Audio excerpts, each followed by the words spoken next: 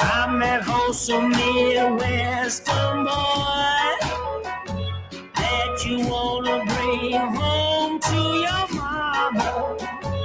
Even though I bring you joy, baby, I'm not the toy you wanna play with at night.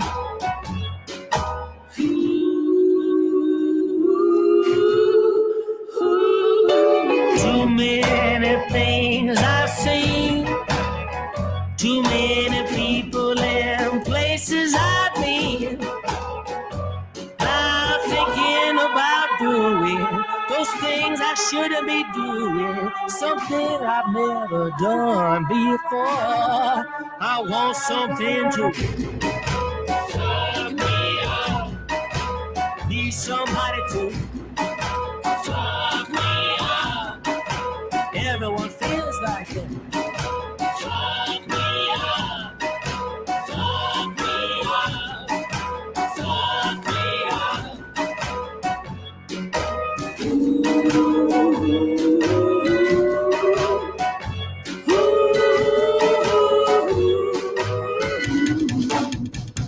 I'm that little hayseed that you know, from somewhere south of Chicago.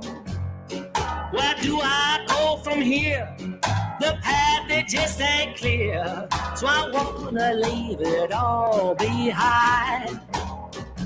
Where I might go and get drunk and stoned, 'cause it's better than being on the crazy. If I never come back, wherever I end up at is where I was supposed to be. I want something to shut me up. Need somebody to shut me up. You know just what I mean. Shut me up. Shut me up. Shut me up. Shut me up. Need somebody to shut me up. Everyone feels like it. Shut me up. Shut me up. Shut me up.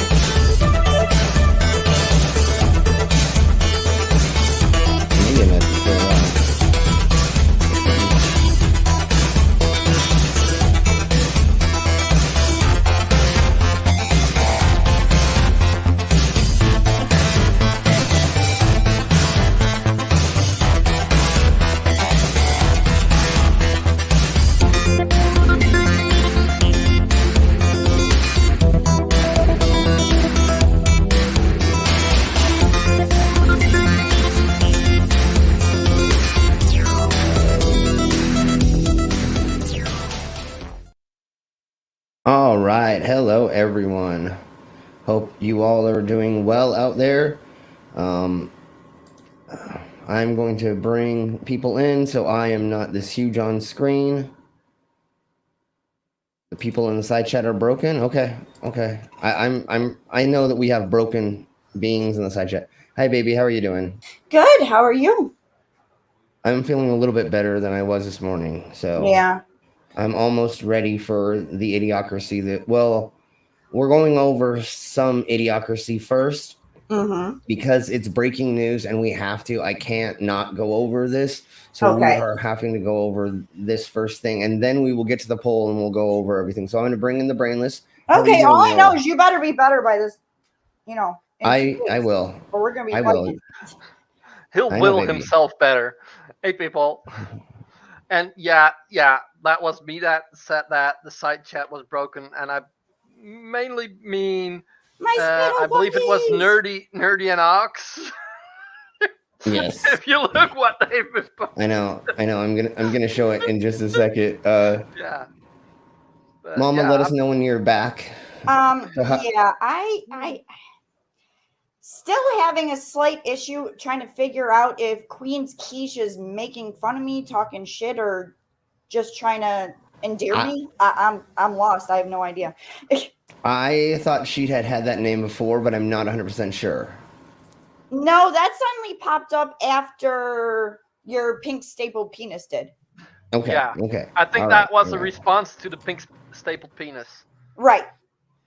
Oh, I see. That makes sense. And we got a mama. Yeah, that's mama. And yes. As soon as she's back, let us know in the side chat when you are mama. Oh, yeah. I mean in the private. And yes. So I will we'll be bring back her in 2 seconds. Okay, well, we'll bring her in a minute. So let's go over the side chat right quick. We have the Spittle Bugsies. We have the Ox, Super Ghost, Dog. The Dougie, the good boy. Yes, we have the Nerdy Rodent. And I think this is what part of it was. Human yeast beer and breast milk cheese with a slice of human yeast toast for me, please. Exactly. Yeah, I think that was kind of the start of the whole. Yes, and then Doorknob Head with toenails and finder nails on the side. And then, of course, under boob sweat for dessert. Let's see. Vag juice on the side for a beverage. I didn't know we were gonna get into all of this fun stuff. Queef Parm now at Walmart. Nerdy, would you like Parm or Queef spray with that order? Cheese and rice. And then my stapled penis. Queefing before I enter makes everything a little bit more moist. Sure, we'll go with that. And then we have the Queen's Quiche, Queef Parm. If it's cheese, it's me. There we go. We have the Melissa. Welcome. And Schizoroony is here. Anybody in the side chat who wants a link, just let me know and we'll send you one. It's difficult to send out 20 every fucking time because I don't know who's going to be there, and like a quarter of the people at least don't respond or don't end up here. So if you show up in the side chat and you want a link, you always know, just message us on Discord and somebody will get you a link. It will happen. Let's see who else is here. Thank you. We have the Irish Stew. Ooh, Stewie, hello. And it looks like that is everybody for now. I'm going to add a little bit of music here. Just a tiny bit. We'll go with that, sure. Okay, so the first thing we're going to go over is since Mar-a-Lago got raided, there has been a bunch of people who have been talking about raiding the FBI or taking them over or something, right? Oh, you probably don't know. I do, because I look into all this crap constantly and like I'm enveloped in it. Like I really hate how much I know about like the right wing and like neo-Nazis and all this shit. So we definitely had to go over this because of everything that has happened just recently. So here we blow.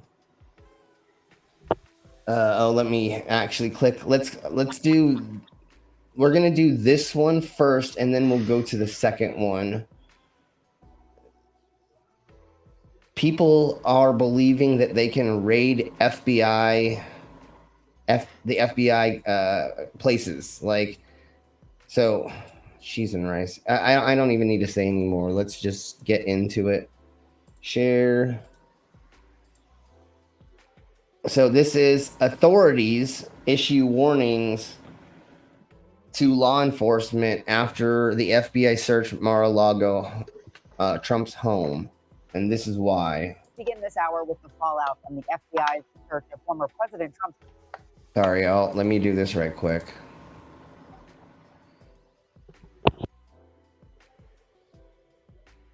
Just to make sure I'm on the... Okay, it is. Okay, so now it should be louder. Mar-a-Lago estate. Officials are warning of a growing number of threats to law enforcement following that search warrant at Donald Trump's Florida home. Some of those threats from online forums include planting a, quote, dirty bomb that'd be outside the FBI headquarters. They range including to starting a possible civil war. Hey, a lot Mark. of references to civil war, armed rebellion. This is all in retaliation to the search. And on Friday, a man tried to breach the FBI field office in Ohio, armed with an AR-15 style assault rifle and a nail gun. Police fatally shot the man after a chase. So what I heard was he was using the nail gun to get through bulletproof windows. Oh, that probably worked. Yeah. So he initially ran up to this FBI field office in Cincinnati, and he tried to shoot nails into the windows. That's what I think they think he was trying to do. Then, of course, FBI agents, because they have cameras fucking everywhere and they saw somebody getting close, were already like getting there. And then they chased him for 6 hours, I believe it was. They stopped in a field or something like that. He was held out for a while, and then they ended up shooting him to death. When he was on the run, he was still on social media posting about how he's gonna get canceled from social media because he did this. He got canceled from live.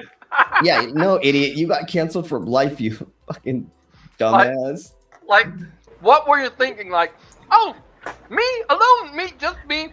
I'm gonna attack a government building.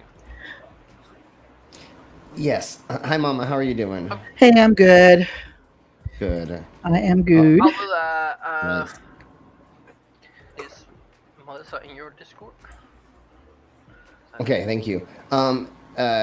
So, Mama, if you didn't hear I what we were was going... listening on my tablet, but yes. Okay, cool. So you're up to date. So Yeah. One more gentleman tried to raid an FBI complex as well, and that's who they're going to talk about next. Like I said, we have to go over this because they're literally there are these people who think that they're actually going to start a civil war. They think that that's what's really going to happen. Raiding the FBI is really not good for your health. Yeah, and what one guy evidenced. And what did we talk about the other night? Right. Guns, bombs, drones. I mean, they have everything to stop you. You're not going to win this fight. Don't even try. Okay, let's... It's crazy. Let me see. There you go. There it is, Melissa. Okay, so let's blow on.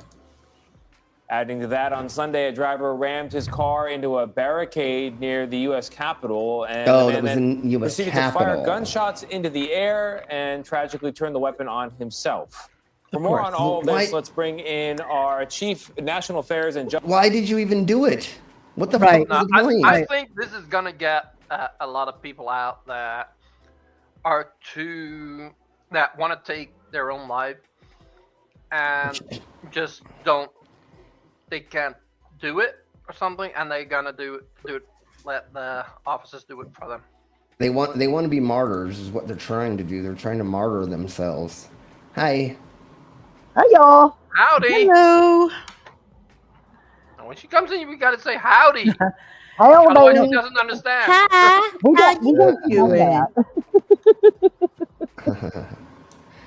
Okay. Howdy, ma'am. Can we say that Trump has supporters that he hates? Like, these people support him, and he wouldn't piss on their heads if their brains were on fire. Right. No. But he literally thinks these big, fat, white trash hillbillies are scum of the earth, but they love him. Yeah. Yeah, I know. Yeah. It's redonkulous, like, what these people think that is going to happen. Like, they think somehow they're going to be Arnold Schwarzenegger in like every movie if they try to go do this somehow, way, shape, or form, and they're going to change the world or something is going to.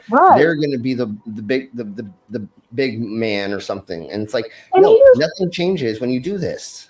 Exactly, and do we not remember how offended they were that a Target got looted during the BLM protests? Right? Yeah. During the George Floyd stuff. And listen, I'm all for Black Lives Matter. I think the BLM, actually, it's a lot of corporate crap, right? They do stuff with the money. But I'm all for people protesting. Target didn't care that some lady come in and stole a lamp, right? They were like, oh, whatever, we can replace it. They were so mad that a Target and all that. But they literally are trying to fuck up the FBI building and our Capitol. Yes. Yeah, no, it's redonkulous. It's insane. And that's why we had to go over this. So I am Inbreeding is bad, y'all. Inbreeding is bad. Yeah. And can I say that in this political climate, if the roles were reversed and that was Hillary Clinton's compound being raided, you would see nobody raiding the FBI saying abolish the FBI. Nobody would. No, we would. And listen, I don't even like Hillary. Okay, like you know what I mean. And so, but like if they were doing this to Joe Biden or Obama, or we would. Those of us who vote usually Democrat, we're not going to go destroy the Capitol or the FBI. We're not going to do that. Right. And we might stand in front of it with our vagina hats on. But other than that, it wouldn't like go raid the FBI building. Yeah. But remember, this was all done because Trump took documents home that he shouldn't have, and they asked for him back, and he did not give them back. They went in and they actually found a lot of the things they were looking for. So this was not for no reason. This you can't take shit that don't belong to you. Even if it was secured, he didn't own the fucking White House. Yeah, and I believe it was nuclear. stuff. I don't want it. Listen, they should even as president. Yeah, he should have never had the nuclear codes. Can we just say that? Even as president, well, Trump shouldn't have that. It's been that every president has gotten they have access to them, but they have to give them back at the end of their presidency. Yeah, and they're just nuclear codes. They can't call. It takes a lot more than just saying, "Hey, nuclear strike." There's a lot that goes into it from there. There are a lot of different layers into it for sure. It doesn't really matter what it was, even if it was just an internal note. Mm-hmm. If that it didn't belong paper to that him. he should not have taken home, he should not have taken it home. And they I think he thought he owned America. Right? He thought he owned America. He owned the White House. No, the people, the citizens own that you stole from all of us. That's how narcissistic he is. Yeah, Totally. he's a nut. He's definitely a narcissist. Okay, I am going to be right back. I have to grab another beer. There's no way that I can do this more. So have y'all seen his family? Why do they all look like they're all dead? Like his parents, like those were the two ugliest motherfuckers I've ever seen in my life. That's very true. Just to be, I mean, really, like these are not fully developed people. Probably not. Maybe there's some inbreeding there. They're cousins, especially of some Trump sort. Jr. I mean, like, I think all their parents are brother and sister. Like somewhere this started. Either that, or this is why people should not have back alley abortions because they're gonna come out fucked up, y'all. Yeah, exactly. I do agree with that. Please don't inbreed. Now I'm really curious about his parents. Have you never go Google Donald Trump's parents? They are the ugliest motherfuckers I have ever seen in my life. That's what I thought I remembered. Okay, let's go. I'm just gonna keep playing this until I get back, and then we'll stop it. I'm gonna find their picture and I'm gonna send it to Slim in the Discord so y'all can see how scary. We have one more video about this to go over about this phenomenon that's happening. Justice correspondent Jeff Begays. Jeff, thank you for joining us. Appreciate it. What types of threats? We mentioned a couple of them, but broadly speaking, what types of threats are we being seen made against law enforcement, and where are they coming from? Is there a regional nature to some of this? No, nothing regional, and I think that's what's so concerning here. These are domestic threats, and they're sort of dispersed. Why is he talking like that? You know, we're not talking about any He may have learned that. Like he's 90 years old. Enforcement is not talking about any type of plot or potential incidents originating with a group. He almost sounds like he has laryngitis or something. You know, these are individual actors You know what I mean? who are driven to violence by some of the statements that are being made in the wake of the Mar-a-Lago search. And that's what makes it difficult for law enforcement, frankly, figuring out where the next threat is going to come from. And you saw examples of that last week. The one incident, for example, that you mentioned that happened in Ohio. That guy is... All right. Sounds like he's got breathing issues, something. It feels like he's holding his breath. Like the only time I've heard people talk like that, they've had a. What are we talking about? The guy on the screen right now? He's talking like he's like a 90-year-old man that can't think of what he's trying to say. He has a disorder. He has a disorder. Oh, okay. He has a I thought he was like doing it on purpose or something. I'm like, I was thinking it was like laryngitis or something. It sounded like you couldn't get like your high note. He actually has a vocal disorder. It sounds very restricted. Yeah. Like I said, the only time I've heard someone talk like that was my friend's kid who had a trachea thing, and tracheotomy. A tracheotomy is the actual process of doing it. Okay. I know that much, but I forget what the actual thing is called. So unfortunately for this gentleman, he does have a speech disorder or some. I don't know what it is. I thought he was like doing it on purpose or something. I don't think he's doing it on purpose. No, because in lots of other videos, he always sounds this way. And I was just watching Hassan And he was just speaking about this gentleman. So that's how I know is they've it already like he was holding in, some or he's smoke just and smelling a was trying fart. to get every bit of it, Some people are saying it's like he's smelling a fart and he's trying to talk. Yeah. Yeah. He doesn't want to smell fart. Yeah. Anyways, let's keep going. Hi, Ox. Don't worry, I only just turned up. Came out of nowhere, even though he was on law enforcement's radar for his connections to January 6th his potential connections, according to investigators, to extremist organizations. But broadly speaking, what you see in this bulletin that we obtained, and it's a bulletin that went out to law enforcement, is this chatter online. And what's so concerning is that it's the kind of chatter that law enforcement saw leading up to January 6th. Right. Talk about armed rebellion, talk about civil war. There's even mention, according to law enforcement, that's what's being so scary right now. Someone talking online about planting a dirty bomb at FBI headquarters. So it's really chilling.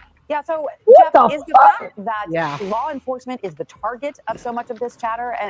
In case, let's go in case to the next FBI video. is listening, we're not in on that. We do not think that's okay because we are anti-bombing the FBI and we pay our taxes. I believe in mass governmental change, but I do not believe that the loss of life is justified in getting it. No. Okay. Never. So life is important. Exactly. And that's why we're covering this. And that's why instead of going over the fun stuff, what we were planning, we will still do it. But I had to go over this because this is very important about what is happening in the Americas right now. And this is another thing. There's armed Trump supporters outside the Phoenix FBI office. Supporters gathered outside the FBI office in Phoenix, Arizona. Wow. Photographs taken this morning show Trump supporters carrying handguns and assault-style weapons on the street. That is allowed under Arizona's open carry law. One of the demonstrators said they're at that location to support Trump and protest what they call the unlawful search at Mar-a-Lago. The FBI, along with the Department of Homeland Security, issued a joint intelligence bulletin warning of violent. No. When you steal things, it would be unlawful. No, of course not. If it was the BLM organizers, or somebody with Biden's campaign or whatnot, and the FBI went in over there, do you think any of those folks would care? They'd say, no, get them, throw them in jail. And let me tell you something. If it was people of color outside of that FBI thing, armed with automatic rifles, do you think that the FBI would just be sitting in their damn building? Oh shit, the military would be out What there happened to the last organized group of black people with weapons? Oh yeah, a briefcase bomb got dropped on their house. Listen, the Lakota people and several other tribes, including my Cherokee tribe, all we did was protest the pipeline going in near Standing Rock because that's Lakota land, okay? And no weapons, nothing. All they did was pray and dance and sit quietly, and they were still shot with rubber bullets. Yeah. See, with water hoses, they had guns, they had dogs. Did you hear what happened to Red Fawn at that protest? Yes. A woman called Red Fawn, big in with it. They framed her. They paid a man to go in there and be her boyfriend. He lied and said there were weapons because they were paying him for good information, meaning and there wasn't a weapon one. She's been in federal jail for years because the police claimed she shot them. She didn't have a gun on her. No one heard a gunshot. There's no evidence, but they put her in prison because she was a Native American woman protesting. Exactly. Yeah. Okay, baby, go ahead. I mean, that happened here in New York. All they were doing, the worst that they were doing was they were burning tires on the side of the thruway. That's it. Just to make a statement, to keep people off of the reservation itself. They were burning tires at the end of the thruways where it leads to their area, to the reservation. Yeah. And which is their right to do. It's their fucking land. Bean bags, rubber bullets, pepper balls, dogs, anything. Yeah, and they owned that land. We were here first. Yeah, no kidding. But a bunch of white inbred rednecks outside there with assault rifles or automatic rifles, whatever people want to call them. Yep. Nothing. But with masks, with all masks on. Look at how masked up they are. That's even worse. Doesn't exist. Well, and we know who the majority of mass shooters in America are white men. Supremacists. Mm-hmm. They're not black men. They're not Asian men. They're not Mexican men. The majority is white men, and they're all out in front of the FBI office. Go ahead and take them in. And you know what? That's the only time they've worn a fucking mask as well. Won't wear a mask to stop COVID, but they'll wear a mask against a protest that the masks won't help them be not identified anyway because there's fucking mobile phones pinging. Yeah, I know. They're dumb. They're dumb. And like I said, I'm mostly middle to upper class because that kid who did the shooting here in Buffalo, his family was like living in like the ritzier areas near New York City. Oh, I'm sure. Yeah. Okay, brainless. Yeah, and I think like why they're not responding here is real simple. If they pull a gun here, some of them are gonna die. If it's a peaceful protest, you can just shoot whatever you want because nobody's gonna shoot. That's true. That's right. Because the Indians weren't armed, and I say Indians because I am one. But because they weren't armed. It's easy to go in there and shoot them in the face with rubber bullets, make them lose eyeballs, all kinds of stuff. But because to them here, and so some of the elders that had medical problems ended up in hospitals because of the pepper balls they were shooting at them. Oh, yeah. And when they're shooting them at a close range, that's like being hit in the face with an actual bullet. I mean, they're taking people's eyeballs out. But they're Native Americans. What's the song go from Pocahontas? Savages, savages, barely even human. Mm-hmm. They're unpredictable. They've got their woo-woo ways of hurting us. We've got to be we might do a ceremonial dance. We might do a ceremonial dance. Okay. You've never seen ingrained in them. Yeah, that we're savages. That we just attack people and that we're going to come scalp everybody. Which, by the way, that didn't really happen. White people started scalping, and the only case of scalping happened between two tribes, and it was done as psychological warfare. Right, that was between two tribes. That was completely different. Native Americans, like that's bullshit. That had nothing to do. We don't go around scalping white people. That never happened. And we don't all wear war bonnets, and Okay. Yeah. Let's keep blowing on with this. And the one other thing thing I want to just make one bitchy point quickly. We got taught that at school in England that the English people were the ones scalping Native Americans, and we were the ones that started a war with you guys, and that we committed mass genocide and biological warfare. And look, I'm okay. I've not become self-hating because of the fact that my race did this. America, stop being dumb. It doesn't cause a problem. It makes you better educated about the fucked up shit that happened in the world. That's all. Well, and all the Americans on the panel, I'm sure, can agree. Were any of y'all in school taught anything about Native Americans besides like around Thanksgiving? Not really. I growing up in California, yes. Oh, that's probably true. Yeah, but see, I'm in Texas in Comanche land. That's true. And I'm Cherokee. But and that's the thing is that when it's a peaceful protest and it's done and we do it out of our ceremonies and we do our dances and our prayers, they see that as a sign of, they're forming an uprising. We got to put them right back in their place. But when it's white people doing it outside of the FBI office, it's their right. They can do it. Yeah. And then really quick before we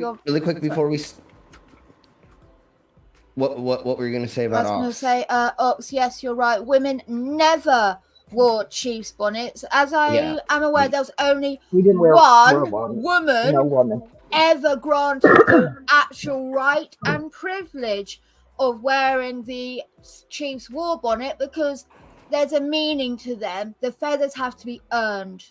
You don't just they do, and they have because to be. It looks cool sexy.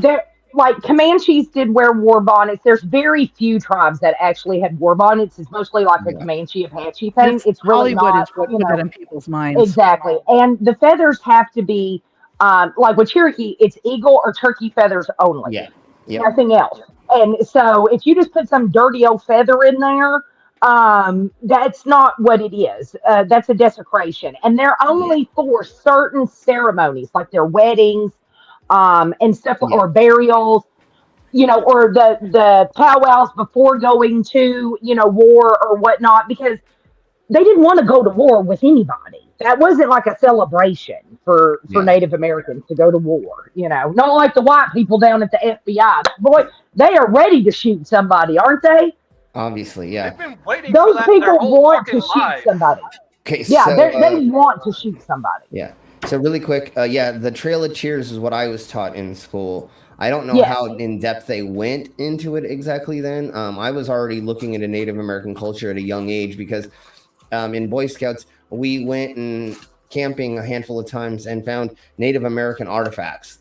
We literally found arrowheads and things. Isn't it so cool? Yeah. So when I was 8 or 10, I was already very, very interested, and I was teaching myself, or was looking at as much information. Anyways, the other reason why they're not doing anything to these white gentlemen with guns outside of the FBI agency is because they probably know who the fuck they are. They're probably friends. They probably go drink at the fucking bar together. Yeah, they probably, because why are they outside the Phoenix? Phoenix didn't do shit. It's the FBI in Florida or wherever, I just don't know if any person of color strapped on a gun and went down there. We all know what would happen if it was a person of color. No, yeah, totally. Okay, so let's just see. Can I read this what Ox has put, because he's done it?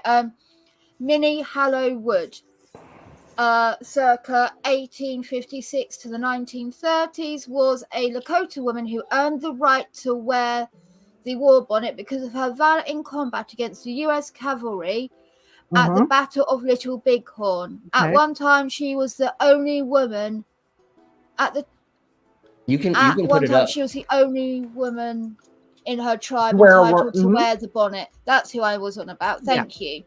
I did not know her name. I just knew it was a big deal that she got this, and the Victoria's Secret having the women walk down the runway in these bonnets.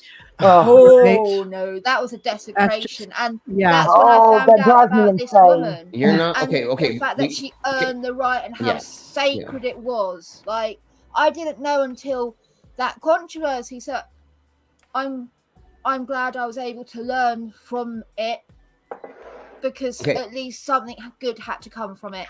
Right. And if people like me learned because of it about this amazing woman, then I hope it wasn't for nothing. Okay, we definitely need to keep going. But really quick, do not wear regalia of a culture that you do not understand why they're wearing certain things. Exactly. So don't wear dashikis, don't wear jihadis, don't wear any of that stuff if that's not your culture. It's not a Halloween costume. It's not a fashion statement. It actually means something to people. Exactly. And I learned that by being a fancy dancer for a Native American dance troupe, and going to many powwows and being told by many, many high up elders that I actually was as a white person, I was very respectful of their culture, and they were happy about how I was presenting it and keeping the tradition going. Yes, and listen, there's honorary tribe members all the time, even if you're not, of that, the Cherokee does that. And what they'll do is they'll give you a blanket.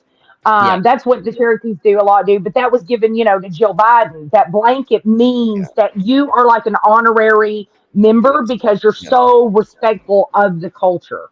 So everybody just don't wear shit that you don't know nothing about. How about that? Do you know what? I did. So in America, it's very popular to play cowboys and Indians, right? Okay, yes. I see that as a way of ingraining racism in children. Yeah, of course. Indians are always the bad guy. Oh, yeah. I say, when I never let my daughter play that game, ever. We don't even have barely any Native American people in this country.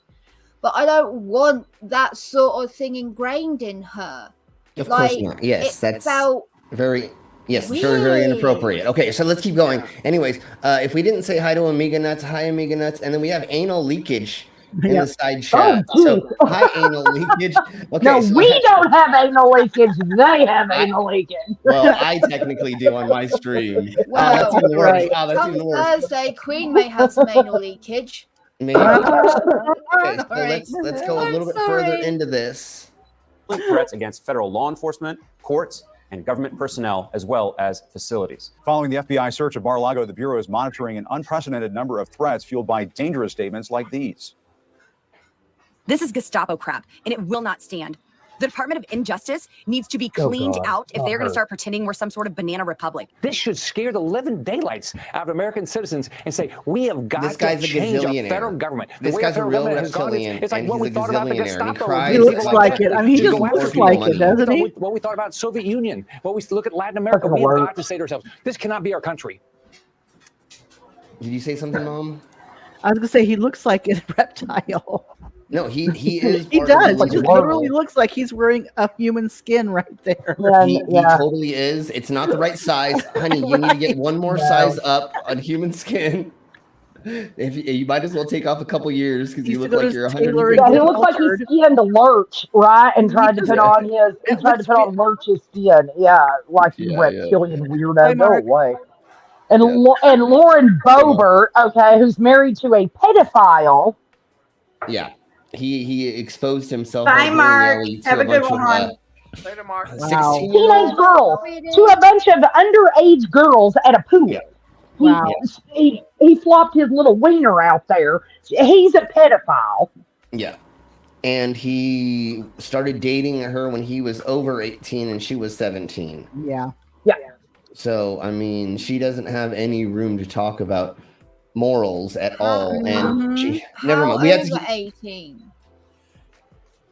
He was in his 20s, mid-20s, wasn't he? Okay. I wasn't sure. I knew he was over 18. I just didn't remember. Yeah, he's a pervert. He goes around to swimming pools and exposes himself to children at swimming pools. Yeah. I mean, I can't really say anything about that age difference because when I was 15, my boyfriend was 21. I mean, but was he exposing himself to children at swimming pools, right? Oh, yeah, that's separate. No, it was at a bowling alley. It was a bowling alley. I wanted to was it a bowling alley? Oh, that's what it was. I can remember. I It was just where wanted the to check kids go. over here the legal age of consent for sex being 16. To me, hearing, they're 17 and they're 19, I'm like, oh. Well, here the thing is, I know it's not within legal age is 17 within a 2-year gap. So the person could be up to 19. Yeah. Well, and listen, it's different. I was 17. My husband was 21, when we got together, which I'd known him my whole life. But curvy behavior, like being different. Right, he's not a perv. He's not going around flashing his junk to underage kids. That's weird. And what we're speaking about is she is trying to tell everybody else how to live when she is living. Right. Married to a pedophile. Yeah. If she was living to do as they say, not as I do. Yeah, exactly. Right. Okay, so let's. All we need is the Hulk Marjorie Taylor Greene on here, and we're set, aren't we? On losers. Yeah, I mean, I had her on my TikTok earlier. She was like Hulk Hogan. I can't. Because I'll admit, when I was younger, I dated. I was a little bit older than I dated some. I mean, I had weird age gaps in a lot of relationships that I had. Oh, yeah. Legal-ish. And I think girls are more mature than boys. So sometimes, you know what I mean? Like if it's a 4 or 5, 8, as long as they're not like 13 and you're 18, exactly. But if they're 16, 17, I mean, that's one thing. As long as you're not 42, you're good, But I can't say anything either. At 17, I had a boyfriend at the age of 27, but it didn't last. Yeah, so for me, he was 15, 27, but I was dating a 30-year-old. Exactly. So, again, now we I'm don't have a yikes, but luckily he actually wasn't a perv or a nonce. He was respectful. He did not push me into anything sexually, and then we very quickly realized we're only together because we're lonely, not because we have feelings. And he didn't right. He didn't do anything. So Yeah, I was lucky that he was like that and not a piece of shit, because I could have got taken to lunch so badly. So I actually dated somebody who changed my diapers when I was a child. Gosh. Well, that's interesting. It happens, I was living with this lady, and I get 30 years, 20-year gap, or I don't know. But one day she was like, "What the fuck is your name again?" And I told her my full name. She goes, "Son of a bitch, I fucking changed your diapers when I was a teenager. I actually babysat you." And I went, "Oh fuck," because she's like, "Is your uncle this name?" And I went, "Yeah." And she goes, "I fucking babysat you." And oh my gosh. That's amazing. Okay, so at least you wasn't like, I think we might be related. Like that would be worse. Sure, right? Sure, yeah, that would be way worse. Then you'd have to get you a gun and go down to the FBI building. See, and say, at least it wasn't that. Exactly. Just yesterday, the names of the 2 agents who signed the search warrant paperwork were circulating online after the unredacted warrant was leaked. That's Joining me now crazy. is Peter Schrock. These He is a fuckers former are. FBI counterintelligence official. Oh Played a my central role gosh. in both the Hillary Clinton email and Trump-Russia investigations. He's also the author of Compromised: Counterintelligence and the Threat of Donald J. Trump. Peter, one of the most amusing things that I saw in the past week, I think I saw one Republican lawmaker saying, well, where was all the attention to Hillary Clinton's emails? Of course, I remember when James Comey came out with that 11 days before the 2016 election, had a big impact on that election. But what do you say to those voices on the far right who spent all week slamming the Bureau's integrity and I mean, really using the kind of language that could lead to violence, could animate some extremists out there who might be thinking about doing something violent? Grow up. This is wildly irresponsible. This is directly grow up. Violence. Exactly. It is inflaming people. It is causing things like a gunman approaching the Cincinnati field office of the FBI, brandishing a weapon, leading people on a car chase, and ending in his death. This is something we know from decades of the global war on terror, the things that you try and do to de-radicalize people. You approach political leaders, community leaders, faith leaders, and you tell them to dial back the rhetoric. What we're seeing in America today is the opposite. And to your point, with a team of about 20 people, I spent a year and a half working on Hillary Clinton's email server, where we executed multiple search warrants. I never heard one Republican once raise a finger talking about how we were using Gestapo tactics. They did actually. Did remember she destroyed the servers? I think she accidentally. I thought she just accidentally deleted emails, or emails that went missing for like 2 years. Or something like yeah, they did. They did have them find them, but she's destroyed the servers and stuff.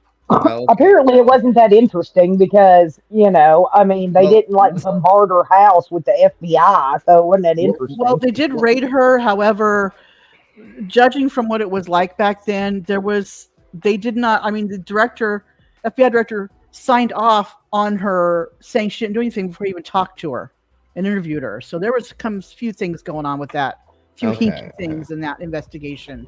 Yeah. But look at how all the right wingers and but he's right. Nobody said anything. Yeah. At that time, nobody cared. Our side, the left. Well, I don't know. The left, because I'm not 100% left either. They. I know we don't know about it. I understand both sides are corrupt as crap, and that's why we just There's try to give double standards on both information. sides. That's the thing. There's double standards on both sides. Yeah. Yep. Are overreaching. From the Democrats, behaving like responsible American citizens, letting the FBI do its job. And that's what the Republicans need to do here. The FBI has a job to do to enforce the laws of the United States. And it's beyond the... One of the main things that they always say, if you didn't do anything wrong, why are you worried? Right. I mean, if that's people getting bent out of shape if the cops come to your house. Well, if you didn't do anything wrong, then because listen, let's be honest here.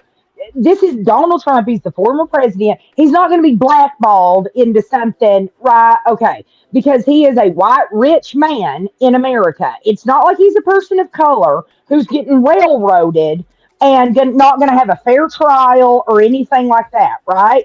He's fine.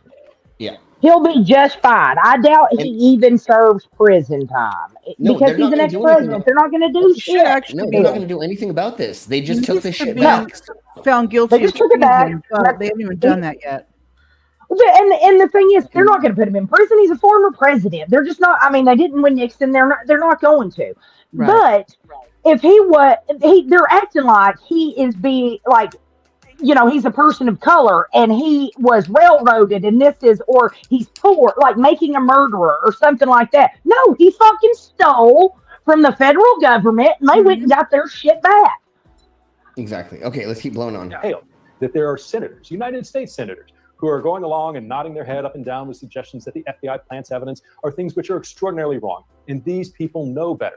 And for them to be continuing to say that, in light of everything we're now seeing, the constant flow of classified material that's being recovered out of Mar-a-Lago, false statements apparently by attorneys to President Trump saying that nothing remained. There isn't any basis to be making these claims. It is leading to violence and it needs to stop. Yeah, it almost...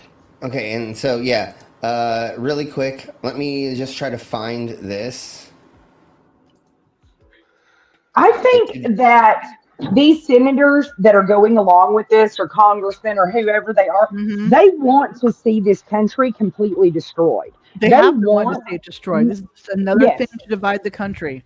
Yeah. They do not see. What you'll see is when people start uniting, and we've seen it in recent years. Like, people don't care, if you're gay or if you're trans. This is the receipt for property according to the FBI. They don't like it. Collected/seized. Okay, hold on.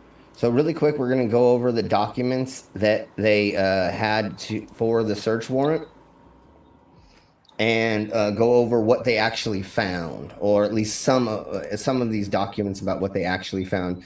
So here we go. This is why they did this. There is a reason they found stuff. Here are documents proving that they did. This works. Search and seizure warrant. See that right there? You have that on Trump's Mar-a-Lago premises, page 1 of it. Then on page 5, and if we can, we'll bring this to you in full. Can we bring that up for everybody? Do we have that ability?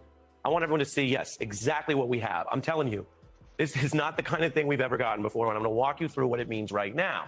This is the receipt for property according to the FBI.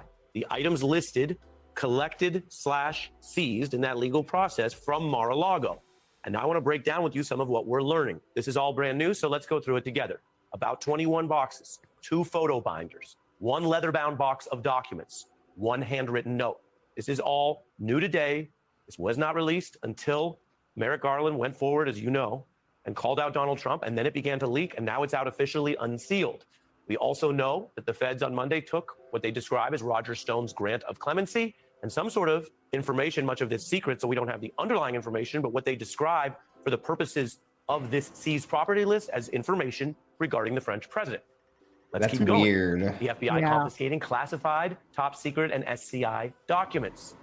And he said earlier in a testimony, or he said it to somebody in a legal way. I don't know exactly how to describe it off the top of my head, but he said he gave up all the secret documents already. He said he does not have any of those secret documents, and that's why they raided him, because they thought what I don't understand is this has been something that's been going on for many, many, many presidents.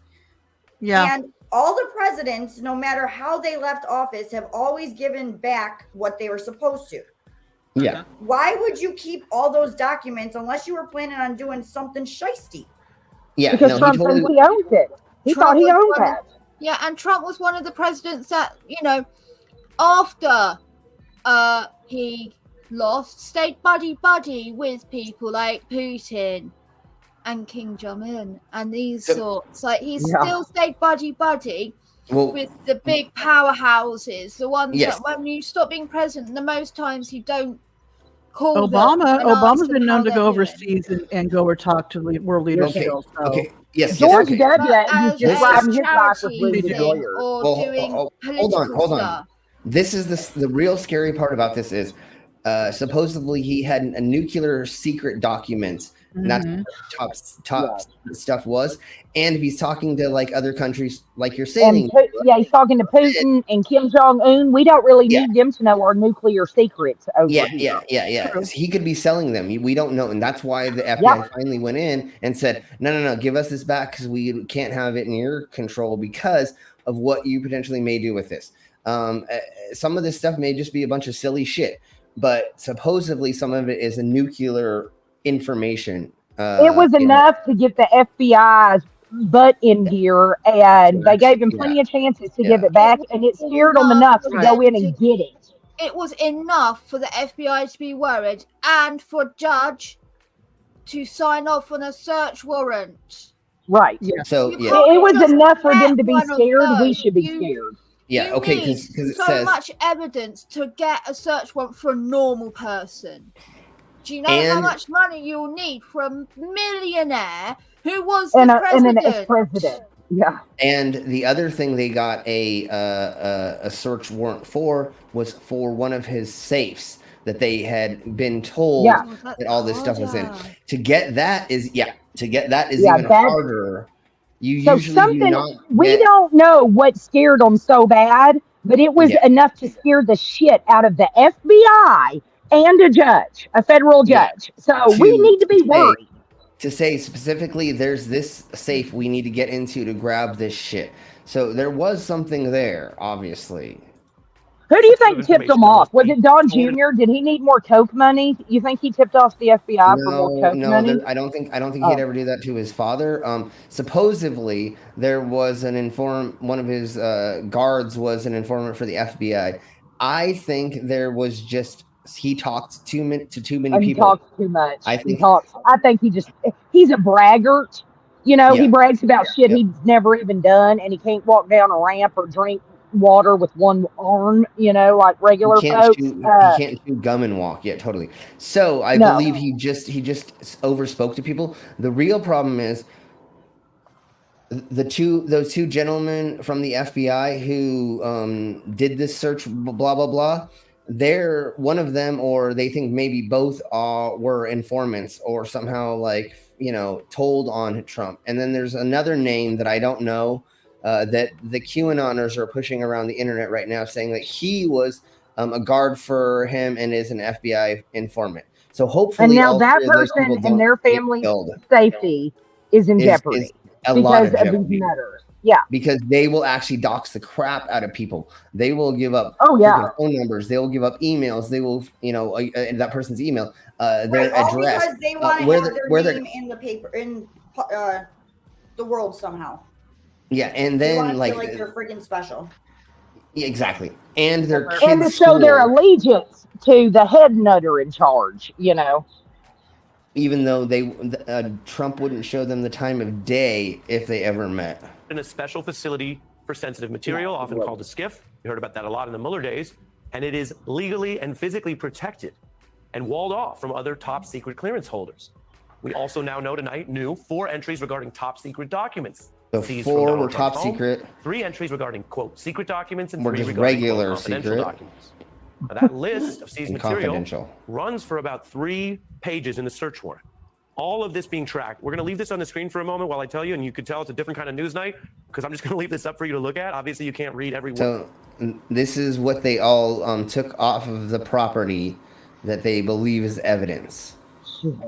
That's a lot. That's 3 pages worth. And especially when it says boxes labeled, that means that's a whole box. So this is miscellaneous secret documents. That's just that little thing. There's boxes. There's binders of photos, potential presidential record, box miscellaneous. So there's a crap ton of stuff that they were able to get off of it, and there are multiple people's names that are signed to this. This was not just. It wasn't just they go in, they grab crap. One person says, "Yeah, this is all here." There were 80 fucking agents on the property because it was so big. I mean, because they got to know what they're taking. Obviously there's probably agents that have top secret clearance, and then the ones looking for the confidential stuff, the top secret stuff. They organized this for a while. Well, the main thing is, even though he wasn't there and they knew he wasn't going to be there, and I don't believe any of the family was. They wanted to make sure they could secure the area so nobody could destroy anything or nobody could get there first. So they just raided the property, took all of the staff that he has, which is 120 people or something crazy like that for that property. And they hemmed them up. They sat them all down. They took them away from the safe. Then they went through again, clearing it. And then they went to the places where I think they literally went to right where the safe was. I think they had somebody who was the inside, one of his security guards, who said, yeah, it's this safe that has this shit. And they literally went in there and then did it. And I don't think they were in there that long, although they did re-sweep the whole area to look for other things. That's probably also why they went in when he wasn't there, because he would have tried to destroy evidence. Yeah, no, it was strategic. They definitely did it when the. They had this planned out for sure to know when he was gone. They've been watching him. Yeah, and I don't even think Melania, is that what her fucking name is? Melania. I don't even think she lives with him anymore. I think she still like stays in New York in like her penthouse. Yeah, her and Baron are not even. Yeah. Well, you can see the disgust on her face every time he touched her. She's been really kind of avoiding him and only going to like major things when he was still president since the whole Stormy Daniels thing. Yeah, I bet she's repulsed by him. I mean, obviously, which everybody is. He's just a blob. They supposedly, when they stay, they sleep on the same floor. I doubt they're in the same bedrooms. Yeah, when they're together. Yeah. Like he has his bedroom, she has hers. Yeah. And I heard it's not on the same floor in most of their houses. So she sleeps he looks like he smells like stale diaper pee. Oh, dude, you know that stale diaper pee smell you get like at a nursing home? That's what he looks like. He smells like that stale Depends nursing home pee smell. And Ben Gay and Hairspray. Okay. And Niagara, the cheap Niagara. Okay, we're only just gonna like look at a little bit more of this because I didn't realize this was 38 minutes. We're just gonna go into a little bit more, and then we'll go into like the fun shit that I found. What you are looking at right now is literally the receipts. You ever hear people say, "Well, we got receipts"? Well, that's what it's legally called, receipt for property. We got receipts, folks. The very FBI brought the fucking receipts. Okay. Rebutting and debunking not only Donald Trump, but so much of what we heard. And once again, everyone out there that is watching. We're doing this to prove how silly all these nationalists are and going and trying to like say defund the FBI. Yeah, the FBI sucks. But don't defund the police. Don't defund the police, though. That bothered them when we said defund the police. Yeah. I think back to blue, except the FBI. Yeah, no, it's ironic how now they're saying. And honestly, I don't think police should be defunded. I believe that they should be retrained. Retrained, and anybody who's got multiple complaints of aggressiveness or whatever, get them out, kick them out, be done with them. Yeah, totally. But we need more healthcare intervention. Oh yeah, we need healthcare like friggin' Canada has. Well, not. Yes, we totally do free healthcare. No, but what I'm speaking about is if somebody calls the police or there is somebody who's freaking out or having a mental problem or a breakdown or are drunk, send out a mental some sort of mental specialist instead of the mental health. Well, okay, there should be a combination. Send it both, like they do with Canada. Over here, I've called the police because of people going mental and shit. I had to call it on my neighbor yesterday. Okay. And I've had multiple run-ins with her having psychotic episodes and going at me. Yesterday it culminated in her damaging some of my property. I declined to press charges because it was a glass jar. She smashed a glass jar. Okay. I'm not taking her to court for a mason jar. Like I'm a petty ass bitch, but I'm not that petty. That's just pathetic. But the police didn't and if she's having a mental handcuff her episode, she can't help it. Yeah, I'm not sure, but they go and they talk to her. They calm down. They try to de-escalate situations. They don't want to cause trouble. Like, the guys that handled it were lovely. And that's the difference. Such great situations with them. When they came to visit, I called the police once when I was a teenager. My ex had followed me home. I called the police. I was having a panic attack. Now the police just left me in this flat with him. He didn't belong in this flat. It was just mine. They left me alone in there with him. These women didn't help me. But at no point were they, because I was having a panic attack and freaking out, they had no clue. They were like, oh, she's just drunk. She's just being... No. But again, they didn't arrest me. They weren't helpful, but they didn't know. Now, the difference in that 10 years, they're doing a lot better in recognizing mental health issues, de-escalating, talking, going over friend and being like, you're right, mate, what's up? Some people have called and said they're worried about you, man. You're right. Right. Like, right. Instead of just coming in guns blazing. Yeah. Or throwing somebody on the ground, you know. Or going in going like, what are you doing? Why are you shouting? Okay. Why So, are you upsetting people? They're upset. Of course. Why are they acting that way? Like, okay. So to they be need to be do this in America, yes, like yeah, you're saying. They need to help. To be fair, a lot of police officers are that way when they're coming into a thing. Right. We need better training. But the other thing is just if you had a healthcare worker that was going in there to the situation with a police officer and they were both willing to find out what's going on, then we would have a lot less deaths and weird and like that's what we need is reform. I don't know how to get there. I don't know what we need to do actual it, but healthcare workers in the pen, right? Right. In the drunk tank, in that area, we know there are a lot of people that are mistaken for drunk or on drugs when they're actually having a mental health episode. Yes. Well, there have been America's legal cases system. of people hurting themselves or dying because they were not properly looked after in that moment. There was a case where an autistic man was handcuffed. Ooh. And he seriously hurt himself, or all these sorts of things. Now, if there was someone we have it happen here in Loveland.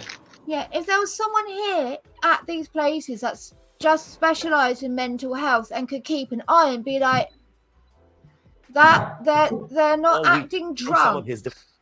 That's not drunk. That's something else. Like, Exactly. I wish I was drunk. I am getting there because I'm not a big drinker anymore, so you know it's strictly edibles for me. But drunk is fun. Awesome. Yes. But honestly, America's legal system was not set up to reform anything. It's to punish. It's not to reform. It's not to help. It's to punish, and that's where recidivism is that what it's called? Where you go back and over and over and over again, or, you know, they want you in the system. They get you institutionalized. Once you're in the system in America, you're institutionalized. Okay, and really quick. Yeah, so just to prove like an easy, fast point, do you know why people get a spider web tattooed on their elbows? Doesn't that mean they're in prison or they're institutionalized? Say that they're caught up in the system. That they have been in prison and they're caught up in the system. They're never going to get out. It's a spider web. You're stuck. No matter. Yeah. Of course, the webs and things mean that. But the reason behind it is because you'll never get out of the system. You're stuck if you got in there. So this is from what I've learned on it, because I got really interested in this YouTuber who is a ex-convict, and they now work as a charity to help people get out of the web, basically. And they're saying, so when she got out of prison, she had to pay money for it. What? And she had to get a job to do this, but because of her criminal record, she could only get certain jobs. That was minimum wage, and these jobs hang it over you because they're like, oh, you need to work this extra shift. If you don't, we'll fire you, and I'll tell your probation officer. Officer. That happened to us. Constantly, and so you are basically their little whipped bitch. Yeah. So what can you do? You need to work your ass off. You have these people treating you like shit. You can't get a good job, even though you've paid your debt to society. You need to make money for food, rent, bills, and to pay the prison for the joy of having your slave labor while you were in prison, because prisons are slavery. and whatever else they gave you as a fine for whatever you did before that as well. And then if you had back to prison you go. Yeah, exactly. No, it's a huge. No wonder the thought of going back to criminal activity where you can actually make money and you're not living on fucking ramen noodles and like freeze-dried powdered mashed potato. Yeah, why are that's you gonna exactly want why to do that when you can make actual money? And of course they go back to doing the illegal shit because they make money, and then they get in trouble again and they go back because the system doesn't help convicts when they get out. Yes, no, that's that's because yes. Yeah. That's because they make money of everybody. Yeah, no, they're privatized. Exactly. Yeah, they're privatized. Yeah. So that is the main I think that needs to change. If you know, if they're not in believe prison, that it happened, like the fact that it happened to you as well, like that shows you know, if that it it's not wasn't a just violent her, crime, it wasn't this one area, one prison. This is just how they are, right? right? Like, well, and if you're not in there for a violent crime, say murder, you know, and all those things, if you're in there because you were peddling weed, I mean, can we not like if it's not a violent crime, then they should have an opportunity to go out and to be a productive member of society without that being hung over their heads. Yeah, and that as well. That will not make them money. Sim, I'm so glad that despite the odds being stacked fucking against you, they did everything they could to try to make sure that you were put in a place where it was struggle or go back. I'm so glad and so proud of you for like sticking your middle finger up and then going, fuck you, mate, I ain't falling for that shit. Yeah, yeah. I just gave up everything. I stopped doing that's why. I did do a lot of stuff after, but you know, I said I gotta go legal, and then I learned how to swallow a sword, and now I get paid lots of money to do fucking nothing. I mean, but it's still I know that like it's hard for it's degrading. I mean, the legal system is degrading to people. If you don't have money, it's degrading. You. How can you expect them to? They put you in a cage and treat you like an animal when you're not a murderer. You know, if you're not a violent criminal, but you're put in a cage with violent criminals. Animals have more rights than prisoners. Yes. Okay. So let's get on to like this. This is something I really want to talk to people about and go over. So one of the things that's going to be happening in the near future is medical implants. So this is kind of what to do if they are wanting to put like a pacemaker. Say, well, that thingy. This is for diabetes, I believe. Oh, so it's an insulin injector, I think. Insulin pump. Is it like a pump? Yeah. I think my neighbor's kid has one of those because he's always got the looks like a fanny pack on his side. Fascinating what they can do with it all now. Absolutely amazing. I love so many medical advances from trying to help with disabilities and shit. It's beautiful to actually see such work being done now. Yes. So wait, is that Amy Farrah Fowler? Yeah, screw her. Screw that Sorry. bitch. I hate her. Oh. Fuck that bitch. Fuck that bitch. Mayim Bialik. She is a fucking she's a conspiracy theorist. Amy Farrah Fowler. Really? She's a conspiracy theorist. She thinks like the Earth's flat and other weird shit. I think. Are I don't you remember sure? exactly Isn't she like a damn neurologist? I mean, isn't she like a fucking brain? Yeah, she's actually a neurologist. Like, is she the neurologist? She's actually a PhD, by the way, in She neurology. In Big Bang very highly actually educated. had a PhD. What she was doing in the Big Bang Theory was real. She knew what she was talking about. They had real physicists and everything. Can I just say maybe somebody else you're thinking about that looks like her. It must be, or she doesn't like. I don't. Never mind. Let's not even talk about it. Doesn't matter. That scares the shit out of me. That somebody who's supposed to be taking care of people for seizures and other things like that are in that group of people. What are you talking about? I swear that she's like a. Never mind. Maybe she's not into conspiracy theories. We'll have to do a whole talk on that one day. Somebody just, I don't remember. Maybe the and other that girl scares the hell out of me. Like a doctor that's show. an anti-vaxxer. She doesn't really take care of people.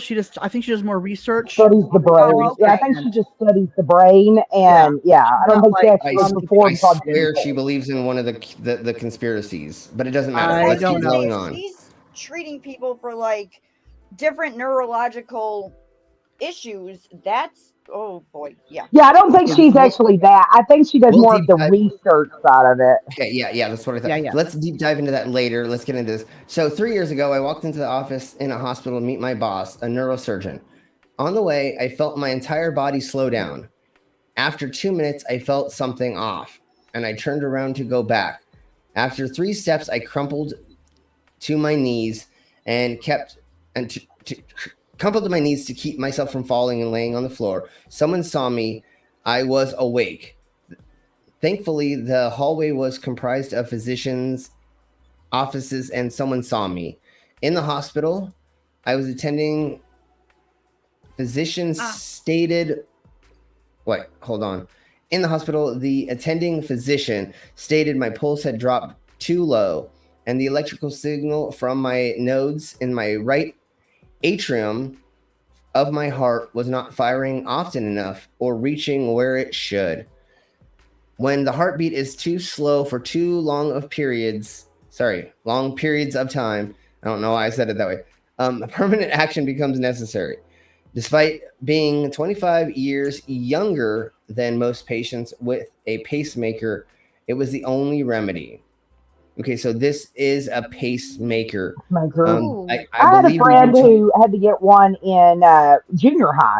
He had to get a pacemaker, and he recently passed away because, listen, if you have heart troubles when you're kids and you got to have a pacemaker, before puberty, getting up to 40 is pretty good. But yeah, like all through high school and stuff, he'd always want to fight. No, everybody's like, we're not going to fight you. We're not going to punch you in the pacemaker. Like, just quickly, I checked it.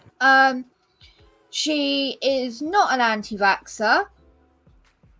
She's it says here, Miriam Bielik has once again. Mariam. It says M-A-Y-I-M. One more time. Mayim. Yeah. Has once again denied previous claims that she was ever an anti-vaxxer. Okay. Slim's like, I still hate her stupid guts. I don't care. The Big Bang Theory was like, I still hate that bitch. Resurfaced comments she made in her 2012 parenting guide Beyond the Sling, where she wrote, "We've made an informed decision to not vaccine our children." In a that would be an interview with Daily Beast, Bielik was asked to clarify earlier 2009 claims in which she told people that after consulting with a pediatrician, she would be a non-vaccinating family. I never said not to get vaccinated. I absolutely believe vaccines work and have always said that. Except for her kid. I think delayed vaccinations is something that many people do, and the details of what my children were like as newborns isn't anyone's business but my own. So that means there's probably some reason that her children weren't vaccinated because of actual medical issues. But she did While say... she confirms her children are now fully vaccinated, the scrutiny received as an unfortunate aspect of being a public person. She helped a bunch of anti-vaxxers. A bunch of anti-vaxxers grabbed onto that and said a neuroscientist said she's, and that's why I didn't like her, and that's what I was getting at. Yeah, no, she accidentally said something wrong. It was not her. It was not her. Yeah, she should not have said it the way she said it. And now I go back. I don't hate her, but she did fuck up, and she did make a bunch of. Because I had videos for a while where it was just her talking. I said I like that bitch. I don't care. I don't like that time. Still a bitch. Years ago, 13 years ago. So, anyways, let's keep blowing on because I want to get through this so we can actually get to the poll. She was Blossom. Yes, Ox. Yes, Blossom. That's what I call her, Blossom. Oh, that chick. Okay. Yeah, that's her. Yeah, she's Blossom. I don't know her real name. I've always called her Blossom. Yeah, so Maya Bialik, or Amy Farrah Fowler. That's I died at that. Okay. Let's keep going. So the U.S. and the Food and Drug Administration oversee the safety of implantable medical devices. About 4,000 different types of devices now that they have approved, from pacemakers to artificial joints, are on the market.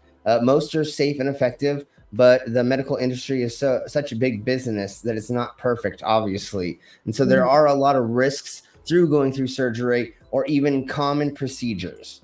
So you do want to ask your doctor a little bit about it if they're not giving you a bunch of information. They should already be giving you crap tons of information about it, making you sign things and read things. And if they're not, then then you Can you imagine the paperwork to get a friggin' pacemaker? I bet it took a week to sign all the damn paperwork. There's risks for infection and everything. My brother has a pacemaker. The pumps, the insulin pumps. The insulin pumps. One last thing, she even said, and very publicly, that her children are fully vaccinated. They even get the flu vaccines, and they are all fully vaccinated with the COVID-19 vaccine, and they were publicly pro-COVID-19 vaccine. She's trying to undo the damage she did. Totally. She said fuckload of damage. Can I say, I think where it came from this, as a new parent, there are the first couple years in life where you get vaccine after vaccine, your kid gets vaccine after vaccine. That could have been what she was talking about. Right, but it's a lot. Once they turn 1 year old, it's a lot, all at one time. Talking about my little one is on a delayed schedule because she had a slight allergic reaction to one of the vaccines. I still want her vaccinated, right? But I've chosen to delay it slightly, still within the parameters of the vaccines will be at maximum efficiency. Correct. Because while I know that the delay won't bolster her against the vaccine itself, her body being more robust means she's more likely to survive an actual allergic reaction. Correct. So it has nothing to do with her body will tolerate the vaccine better. It's her survival likelihood over a anaphylactic shock if she develops that. Yeah. Because there's a big difference between the two. And I'm not the one of saying, oh, well, if she has delay, it's better for her body. No, I would rather her be able to survive a reaction if she does have it. Because I would rather her have some sort of issue from an allergic reaction than the actual deadly viruses that we're vaccinating her against. Correct. Right. My son was the same way. Way off topic. Ox, did you really just call me a damn boomer? Yeah, we're not boomers. We're Gen X. I'm actually a millennial. I'm a Gen Xer. I'm not a boomer. You did not. I'm a 1981. I'm a fucking millennial. Oh, you missed it by 1 year. I'm 1980, so I got right in the cusp of it, right? Yeah.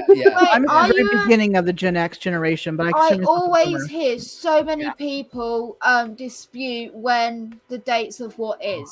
64 was the end of the boomer generation. 65 was the beginning of the boomer generation. I was born in 65, but I was raised by parents. In fact, my parents were even boomers. They were like before that. They were, because boomers started after World War II. Yeah, my mom. Right. So they were that. Depression era kind of. My parents were Depression era. Well, my mother's born in 42 and 35, so I'm not sure. Grace generation. I was born in 1990.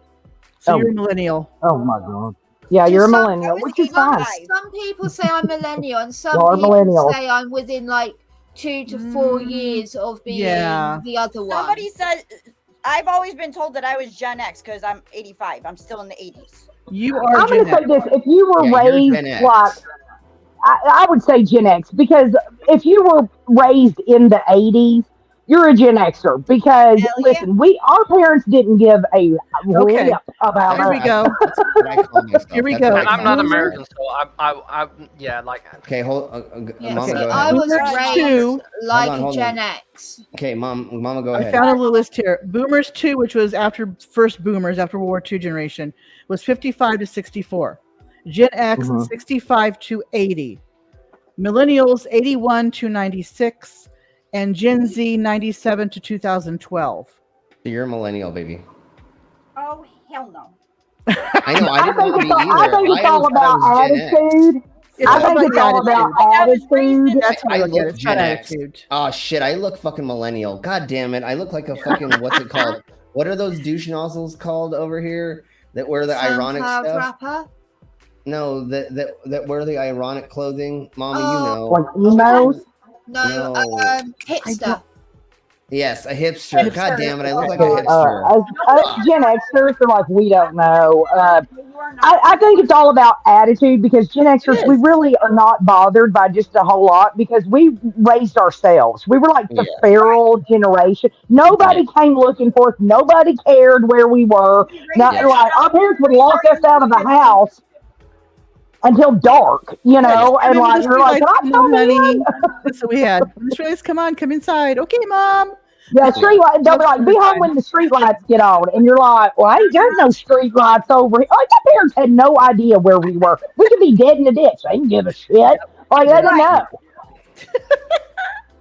Okay, so really quick, the Medical Association states that 10% of Americans will have some sort of device implanted in their bodies during their lifetime.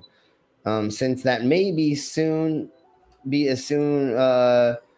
more sooner than you think it may be. I'm sorry, y'all. No worries. Right in the microphone. I'm getting over. I thought it was the flu, but it's COVID, and so sometimes I just cough all willy-nilly. Well, I will say I'm vaccinated, so I have lupus, so I had to get vaccinated, and I had the booster. It is much better, from what I've experienced and seen. If you are vaccinated and you get it, it's more like a head cold and with just a lot of drainage and junk. But you're not like, you don't feel like you're going to die, Right. Well, the Worst case scenarios when chance people are that you vaxxed, get I've really heard sick. it's like the flu. Yeah, it feels like a really bad head cold or the flu, and that's why I thought I had the flu, and because I get seasonal crap, and I thought, oh, it's probably the flu, whatever. No, it's COVID. I'm like, well, I don't leave my house anyway, so everybody's fine. When I got it, my asthma killed me for 3 days. I literally laid in bed having asthma attack for 3 days, but I was all better. I had a booster. I'm about ready to go and get another booster if I can as soon as possible. See, that's why I want to get Prince vaccinated, because he's got really bad asthma, and his dad never got him vaccinated. Yeah. My nephew has severe asthma, like where he's hospitalized, at least 2 or 3 times a year. And we got him vaccinated before anybody else in the family. And luckily, he has not got it at all. Or if he has, it's been very minor, because, any little thing sets his asthma off. And go get vaccinated, because here's the deal. If you get it, it's not that bad. Like, you can live through it, right? It's going to suck for a few days, but you'll live through it. In my house, we were all vaxxed at the same time. And the main reason that we did it wasn't so much for ourselves, but to keep my brother safe, because he has and he has a pacemaker, and he has other issues. Exactly. Yeah, so that you guys don't get it and pass it on to him, where it could be deadly to him, and that's. So really quick, most of the people that are listening to me or to us are vaccinated. There's very few anti-vaxxers that are going to come into our chat or watch this. So yes, but if you haven't been, please fucking do it and get a booster and all that fun stuff. So anyways, the vaccine does not make you magnetic, which I'm still pissed about, because I thought I was going to get superpowers and get to be Magneto from X-Men, and I am magnetic. Also, I am so mad. It's a vaccine, not an immunization. Right. I want a super villain power. Vaccine not immunization with the immunity. No, okay. Yes, Different okay. words, Well, different Melissa, meaning. maybe you just got the wrong maker. I guess so, because I wanted supervillain powers, you guys. You only unlock. Seriously, But you it only makes the unlock game the magnetic. magnetic thing if you get all 3 shots by different companies, because then they all mix together to create Oh, the thing. damn it. Now, I went with the Moderna the whole way. Yeah, see, I had Moderna the whole wrong. time. I mixed. screwed up. I mixed. got 3 Pfizers, so now I can make people's minds blow up. There we go. Yeah, I have Pfizer too. Okay, we're Oh, all Moderna, it didn't do nothing. okay. YouTube, we are joking. Right, We're just just totally. We're making fun of the anti-vaxxers Yes, here. so Okay, anyways, but if it did come with, I'm going to say though, if they told me, listen, there's a chance you might get supervillain powers from this, I would have signed up immediate, like even faster than I did. I'd have been the first fucker in line. Okay, hold on. Imagine, oh yeah, if you get the vaccine, it will make you sterile. How many people would go not worrying about birth control anymore? Yes, They don't want please. no, but they don't want that though. The fucking psychopaths that are conspiracy theorists want to be able to make more kids so they can make more psychopaths to be on the earth. Exactly, so they get can it. have It their already little was a thing. army. That was a thing. They said that you're gonna go sterile if you get the vaccine. So all of these fucking like redneck dudes that already got 20 kids with their fucking sister went, I ain't gonna get it now because then I ain't gonna be able to have sex with my fucking sister and get her pregnant again. So a little personally attacked by that. Yeah. Sorry. Anyways, let's keep going on because look, we have not even got You're a into like Southerner, not a redneck.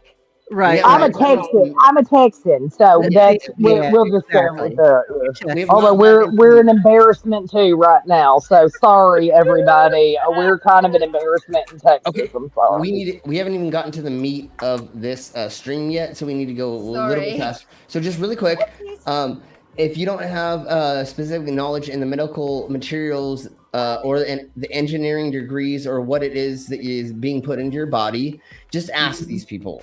Right. You know, just make sure, like, one thing is imaging. Ask whether the version of the device is the safest or is the newest. Can I have body scans? Can I go through MRI machines? How much pain will I go through and how long will it take to heal? Will it work safely? How long did the upgrade take? Is it like Microsoft where it's going to take days, or can you just get that update right in there? Screw up my device. Do I have to upgrade it once a week? Anyways, could I get shocked or burned from the implant or other things like that? How safe is the procedure? What is the percentage that is going to be if I was to get this implanted? How long is it going to stay in? When does it need to be replaced if it does? And what were the other facts that happened to other people?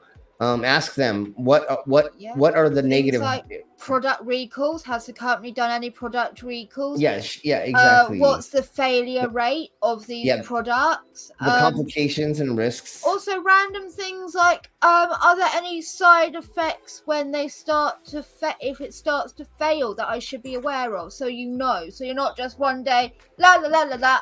Yes. Luckily, most of the time they actually do give you a lot of information, and you sign a lot of things saying that you understand. And don't Google it.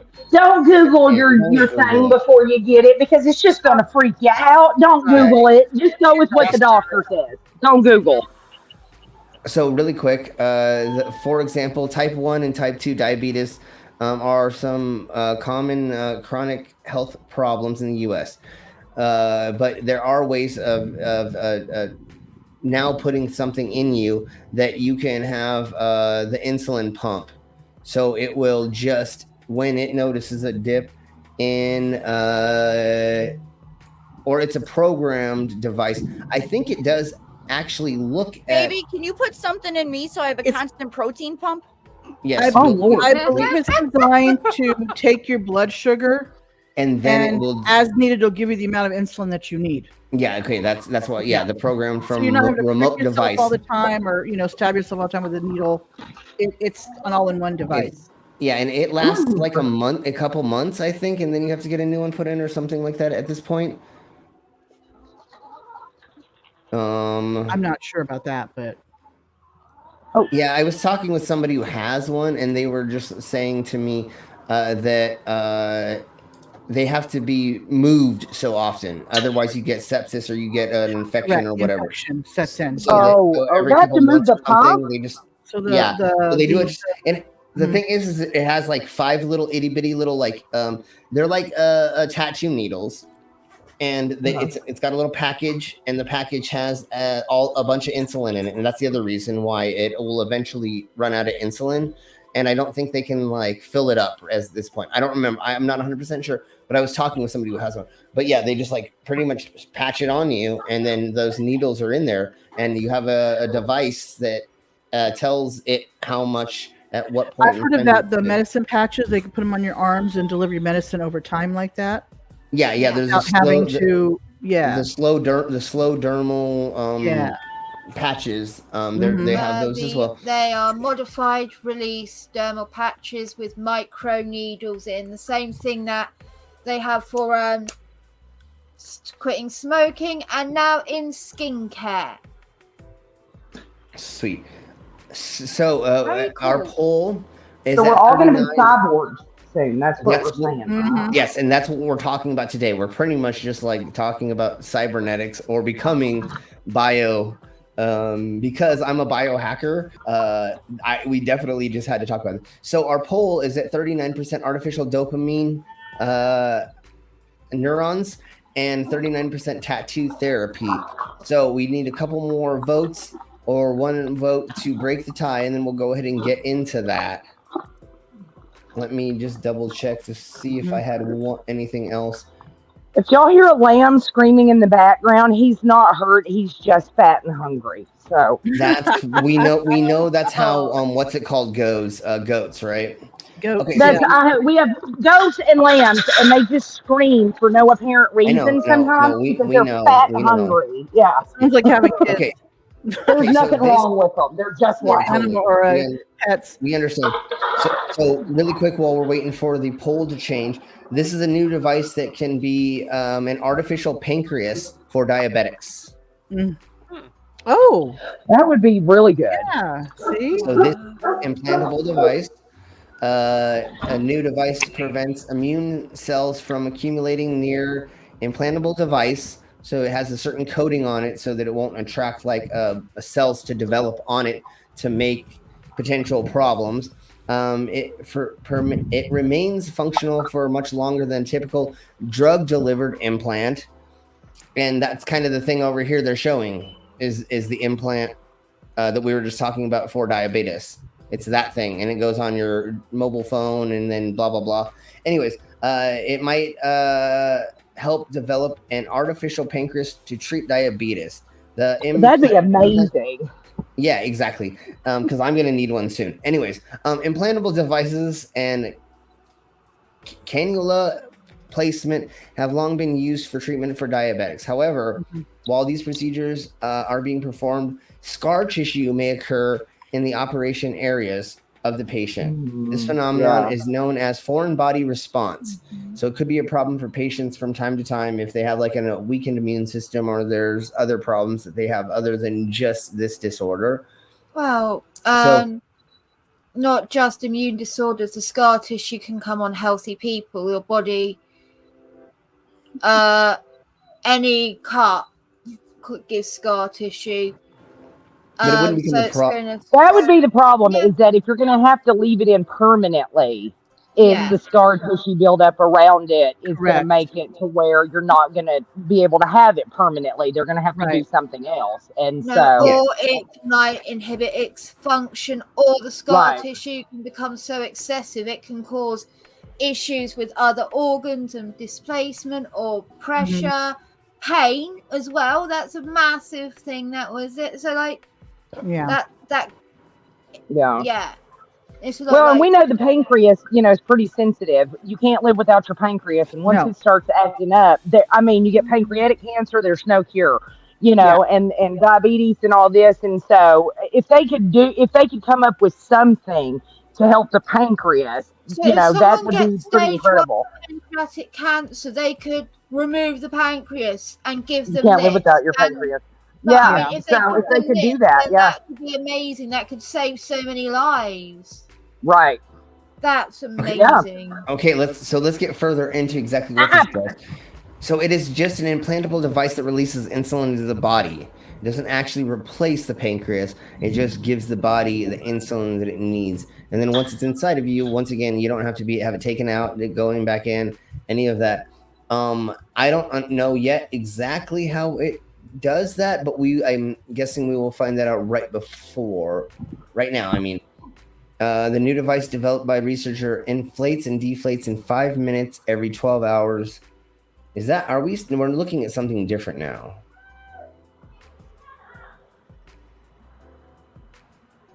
Okay, no, we're not. Okay, so these things can become inflatable or deflatable, and okay, so let me read this. No, I think this is something else. Go up a little bit. It's saying that it's talking about delivering the drug like insulin, but we were taught. Yeah. So does it deliver it to the pancreas, or does it deliver into the bloodstream? It's related. This is see blah blah blah. This Oh is no, go up. Stop, down. Stop. Inflates and deflates. No.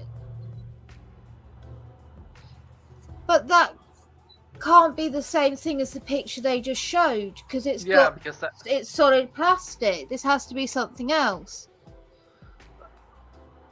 That's not researchers say this can be used as a artificial pancreas to treat diabetes. Is this the cannula that they're talking about now? This is how it works: is it would be a little bag, and then it would either deflate or inflate. So that picture that they showed on the top was just a shit. Oh, that's that's just fake. That has nothing to what it looks like has nothing to do with what we're talking about. Right. So, sorry. It is able to be. It's a little bag, from what we can see through here, that is able to take in the insulin and fill up. And then it paces it out like your pancreas would. So it acts like your pancreas, basically. Yeah, exactly. I mean, if it works, fantastic. I have a feeling if it fails, it's going to be a catastrophe for whoever it fails for. Like most of the things we do go over, these are just scientific theories, and they're trying to come up with them. Not everything we go over is an actual thing completely. It is just some medical institute or somebody is trying to come up with these type of things. And thank God there are people trying to do that. You know what I mean? Even if it doesn't work, keep trying, because some invention somewhere is somebody's going to come up with something that's going to help people, get past those issues. Yes. Okay, so we're still at artificial dopamine 37 and tattoo therapy 37. If we just get a tiebreaker, that'd be awesome. If not, I'm just going to go with Tatt therapy in just a second. I say tattoo therapy. Okay, well, since you all can't make up your minds. Artificial things. Look at the heart, you call artificial hearts and stuff. They're always, let's give it a try in a human after a while. And they survived or they didn't, Right. Yeah. And I mean, because they put pig valves in there, they baboon hearts, all kinds of things. Right. And, like my daughter, her knee, she's got cadaver tendons in there now. They literally took it off a dead person, and now her knee is great. It looks terrible, but it works. Yeah, the scarring. That's what they wanted to do to the inside of my tooth. They wanted to grind up cadaver bones and pack it into the thing in my tooth so that I could get an implant. But it was like $500, and I was like, no, I'm okay, I'm good. You're like, I can go find a dead person's bones right now and do this. Yeah, no, I got one right here. I mean, did I say that out loud? Fuck. I mean, yes, Vila. Hold on, let me go get my shovel and go out to the back garden. I'll bring you some bones. Yeah, exactly. In the chat, so my negative or positive is the rhesus marker, right? And O negative blood can be given to everyone, but if you are O negative, you can only receive O negative blood. Okay. Whereas I had the same thing Glover Mom did. Can give to everyone except O negative. You know what I'm and they thinking can of? receive anything. Is I'm negative. If I were to get positive blood, that could be very bad for me. Yeah. Very bad for you. I'm Yeah. O negative blood, But I and think I the other way had a around, big it's problem fine. at the hospital because they weren't paying attention. When you go to hospital, you get a special band with a number code that is then linked to the blood code of what you're going to get to make sure you're not given the wrong blood. Yeah. And they were reading it out and they weren't paying attention, and the number at the end was different, and they were hooking it up to me. I knew I was O negative. They're trying to hook me up with B positive. Okay. Or B negative. I can't remember if it was B positive or negative. I know it wasn't O. And I'm like, that's the wrong blood. And like they just stopped. These two women were just talking to each other while doing it, not paying attention. Demanded entirely new nurses because at this point they'd left the blood on the side for 10 minutes. Wow. And blood has only a 15-minute life of being left. Once it's out in the out. Yeah. Gotcha. So like it'd be fine once they hooked me up and it was doing its thing, but after 15 minutes on the side, it wouldn't have been able to be used. And that wasn't even the right blood, so they were nearly ruining an entire batch Put of that blood back in the someone freezer. had donated. Like, Yeah. someone gave up that blood to save a life, and you're playing silly buggers with it. I have A negative, and I had to get the Rogam shot. And if your baby's blood type is positive, you have to get one after you have the baby, because if not, you will hemorrhage and die. And all my kids had positive blood type, and they forgot to give me the shot after one of them. And I kept asking, like, don't I need that shot? And I thought, well, maybe the blood type, their blood type's, negative, so it's good. No, they called me and said, get back up here now, and you're like, aren't you supposed to know this? Like, shouldn't that be written down somewhere before I leave? With my firstborn, I had that. One thing, Especially if you've asked. Yeah. well, one thing that really upsets me is that because I've always been like around 105 and below my entire life, and I'm anemic, I've never been able to donate blood, even though I've wanted to. Yeah. I can't either because of lupus. They won't let me. They want mine because it's A negative, but because I have lupus, they won't take it. So. I'm O negative. Yeah, they're always like, what blood type are you? And I'm like, A negative. And they're like, oh, we never get A negative. And I'm like, I have lupus. They're like, oh, we don't want your blood. I'm like, I'm pretty sure that's not how you get it. But I'm A negative as well, and I would love to donate. Hold on, one at a time. Oh, they love A negative blood type because they just can't get it. I know somebody who's AB positive, which is a very, very rare blood type. And they can't donate because they're epileptic. Yeah. They want, if you've got any little, or if you've gotten a tattoo recently, they don't want your blood. Since we're speaking of tattoos, if you've got I think it's a year on form. A year. If you've got, they don't want it. And I'm like, well, dude, you can test it for, whatever. Yeah.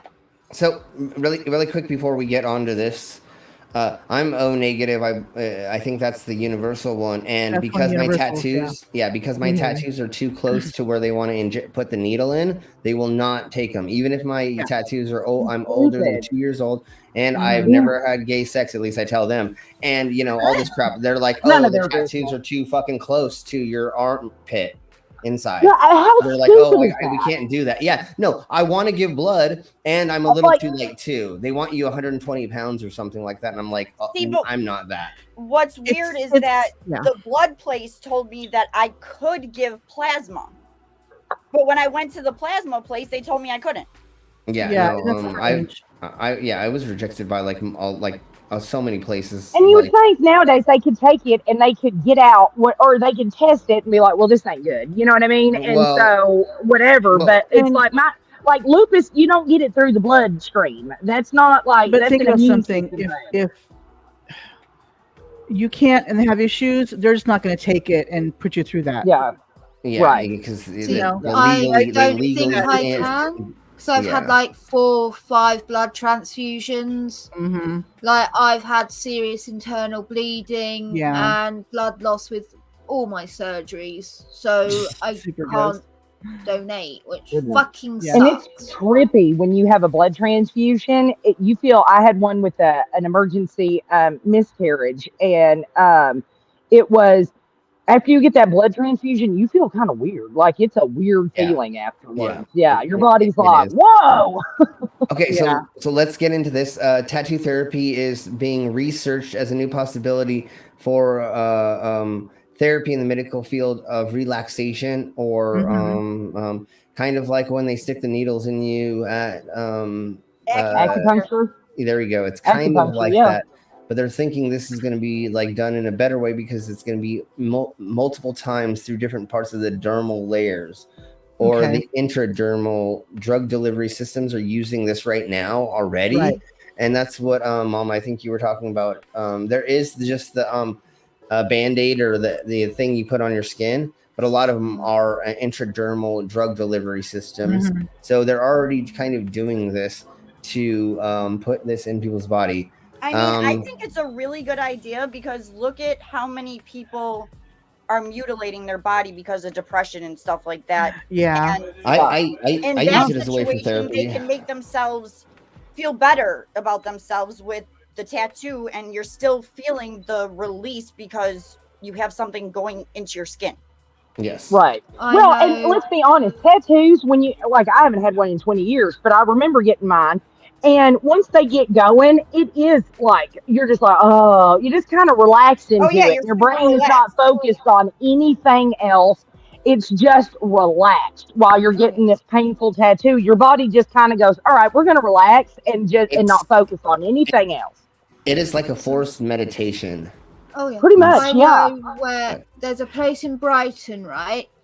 And there was this one man, and he would book an hour session to go in, and he would have multiple cannulas shoved all up his arms, legs, everywhere, because that was his self-harm. Okay. He did it because he wanted the pain, but he was trying to do it in a controlled and sterile environment. He needed to feel the pain and have it, but who harm themselves because they can control the pain, right? Isn't that kind of the thing? They control the pain. One that it is with they dry tattoo themselves, so no ink, just the needle, because they don't want the scar. You put saline. You have to use you have to use saline in it. That's a fetish. People do that all the time with each other. Wink, wink, nudge, nudge. I know people that have done it for self-harm purposes as well. Yeah, no, I understand. So, I understand. It can be helpful if you can do it clean and safe. For me, with self-harm, it's the feeling afterwards. It gives you the endorphin rush. It gives you a nice feeling. Yes. It's not just so if you could go to a medical office where they're trained to do this, right? And where you can go and do this in a protected environment instead of, at home self-harming. If you could do this in a medical environment with professionals where you're not going to, be harmed or whatnot, why not? I mean, as it is, like, I try to be as safe and sterile as possible, but I'm not in a safe or sterile environment, so there's always a risk of infections, Yes, right. I mean, people are going to hurt themselves. You can accidentally catch a nerve or a vein that you don't see there, a capillary. That's why, ladies and gentlemen, that's why, folks, that's what fetish dungeons are for. And if you can find one and you can go and talk to somebody, sometimes you don't even got to pay to go play.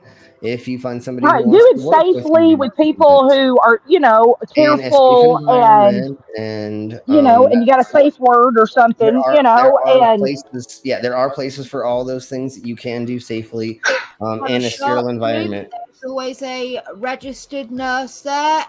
There's a safe way to dispose of the blades and equipment, and they can clean you up safely. Actually, at where I go for counseling,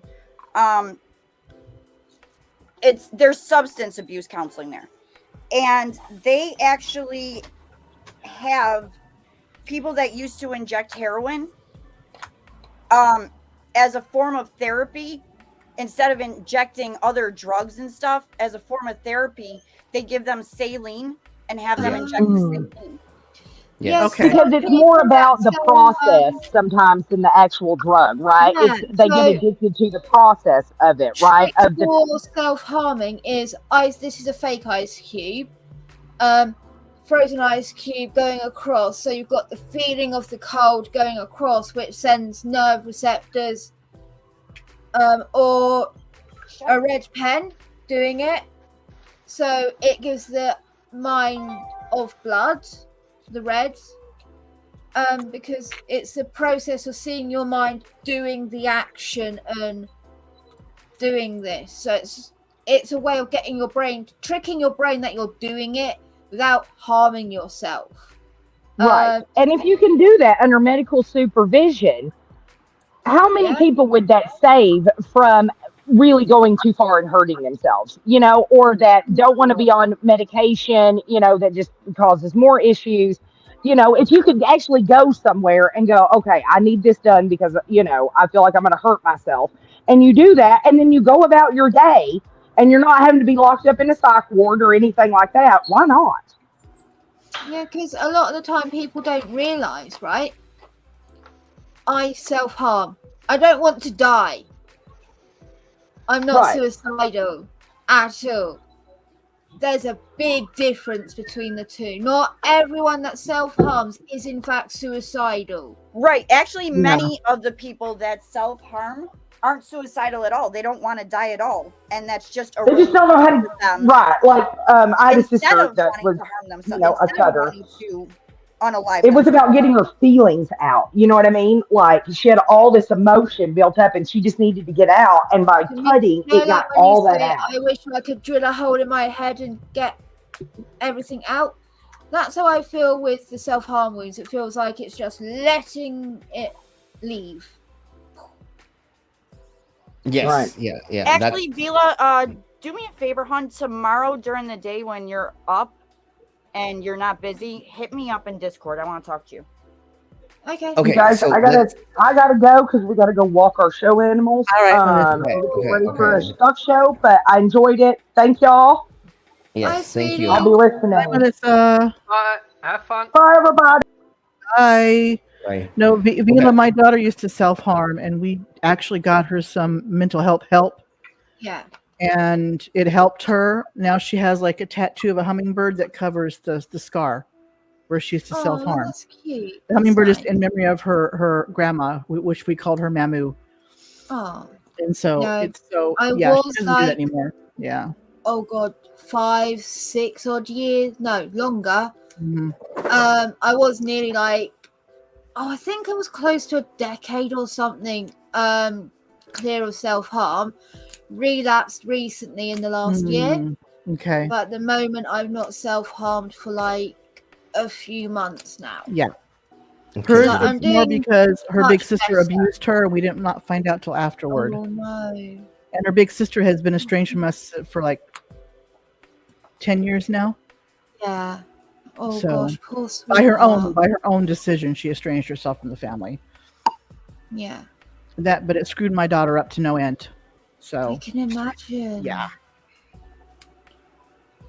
Okay, so what they're actually talking about is doing injection therapy through putting in drugs. The further that I got into this and I was reading, it's not actually about using it for like actual therapy. It's just medical therapy. Right. So this is just the high speed of what the needle looks like, puncturing the skin.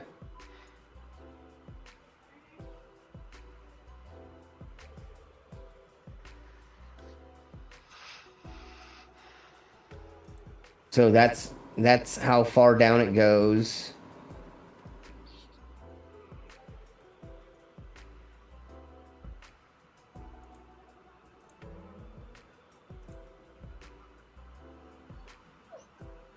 Oh, okay. So what they're using is the gelatin hydrogel as a proxy for the skin. So and that's 0.5 millimeters. That's, okay. Yeah. Yeah, and that's how deep it's going. And so it is. They're gonna try to start using this for vaccine delivery instead of out of hypodermic needles.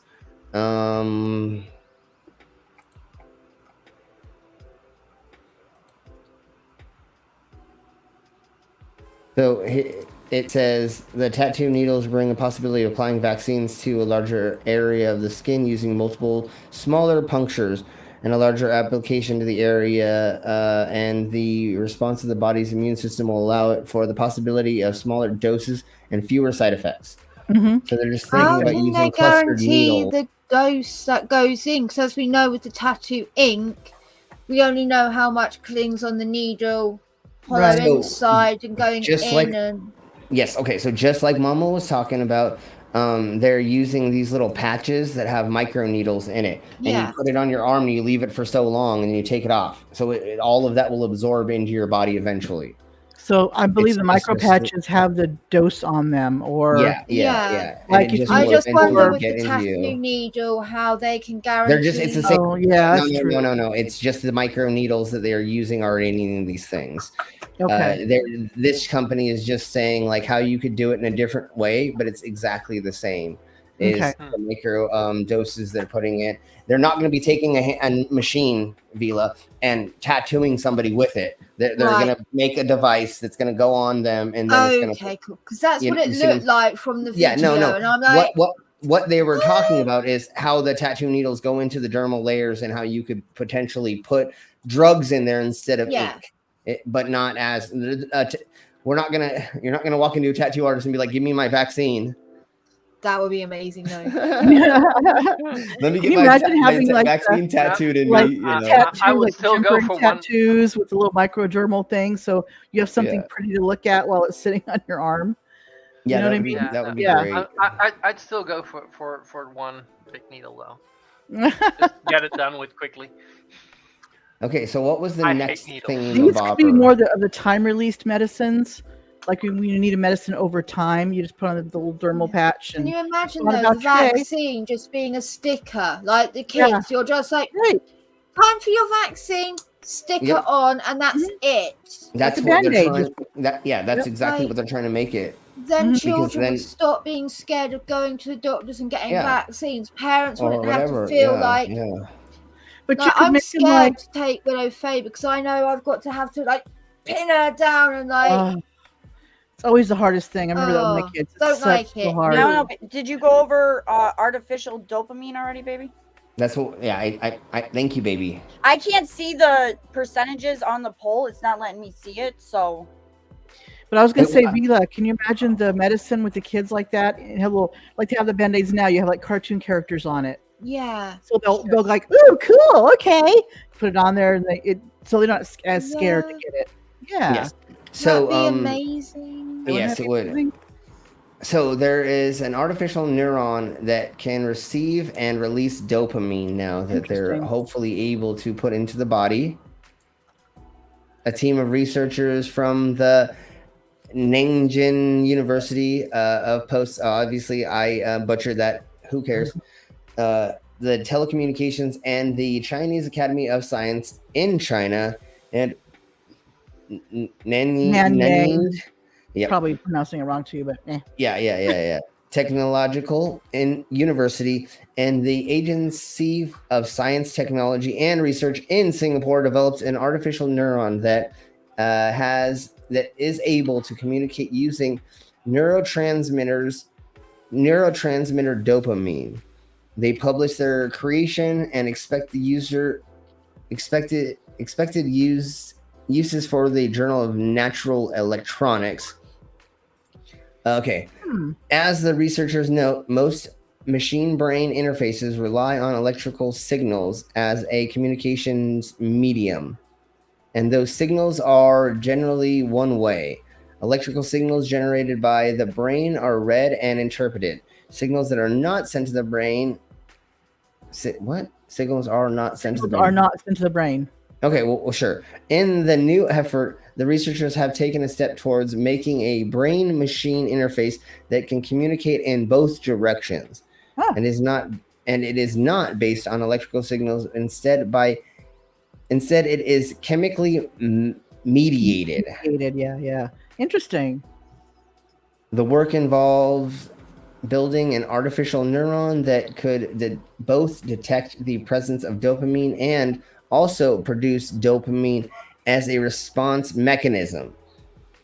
The neuron is made of graphene, a single sheet of carbon atoms, and a carbon nanotube electrode, a single sheet of carbon atoms rolled into a tube.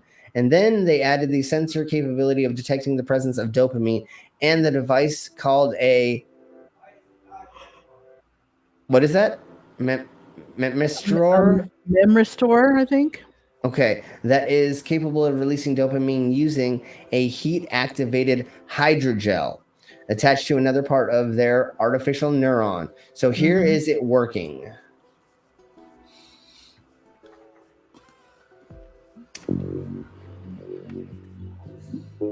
Dopamine triggered handshake.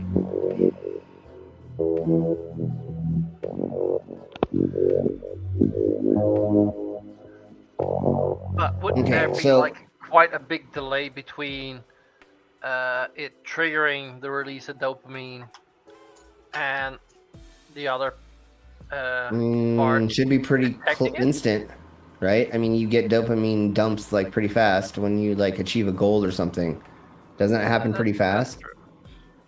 So it should be. And so if you can't really see here, there is just a regular line going across all these charts.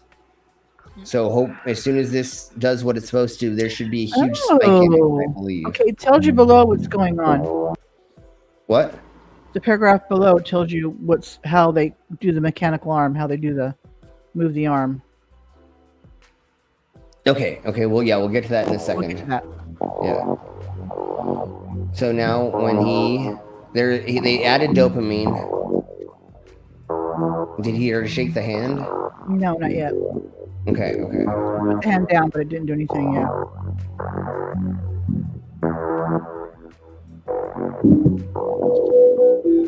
Okay, so it did kind of spike, or in certain cases, it did certain things. Error and probably how much they need or something.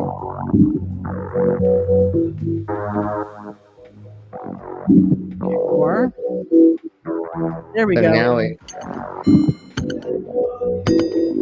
So there is the level of dopamine being put into the body, and it went up, obviously.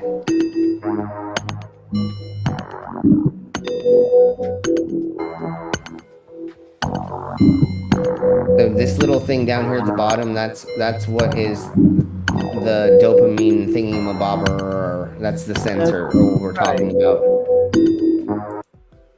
Okay. And now it's gonna... Okay, so this is how it works.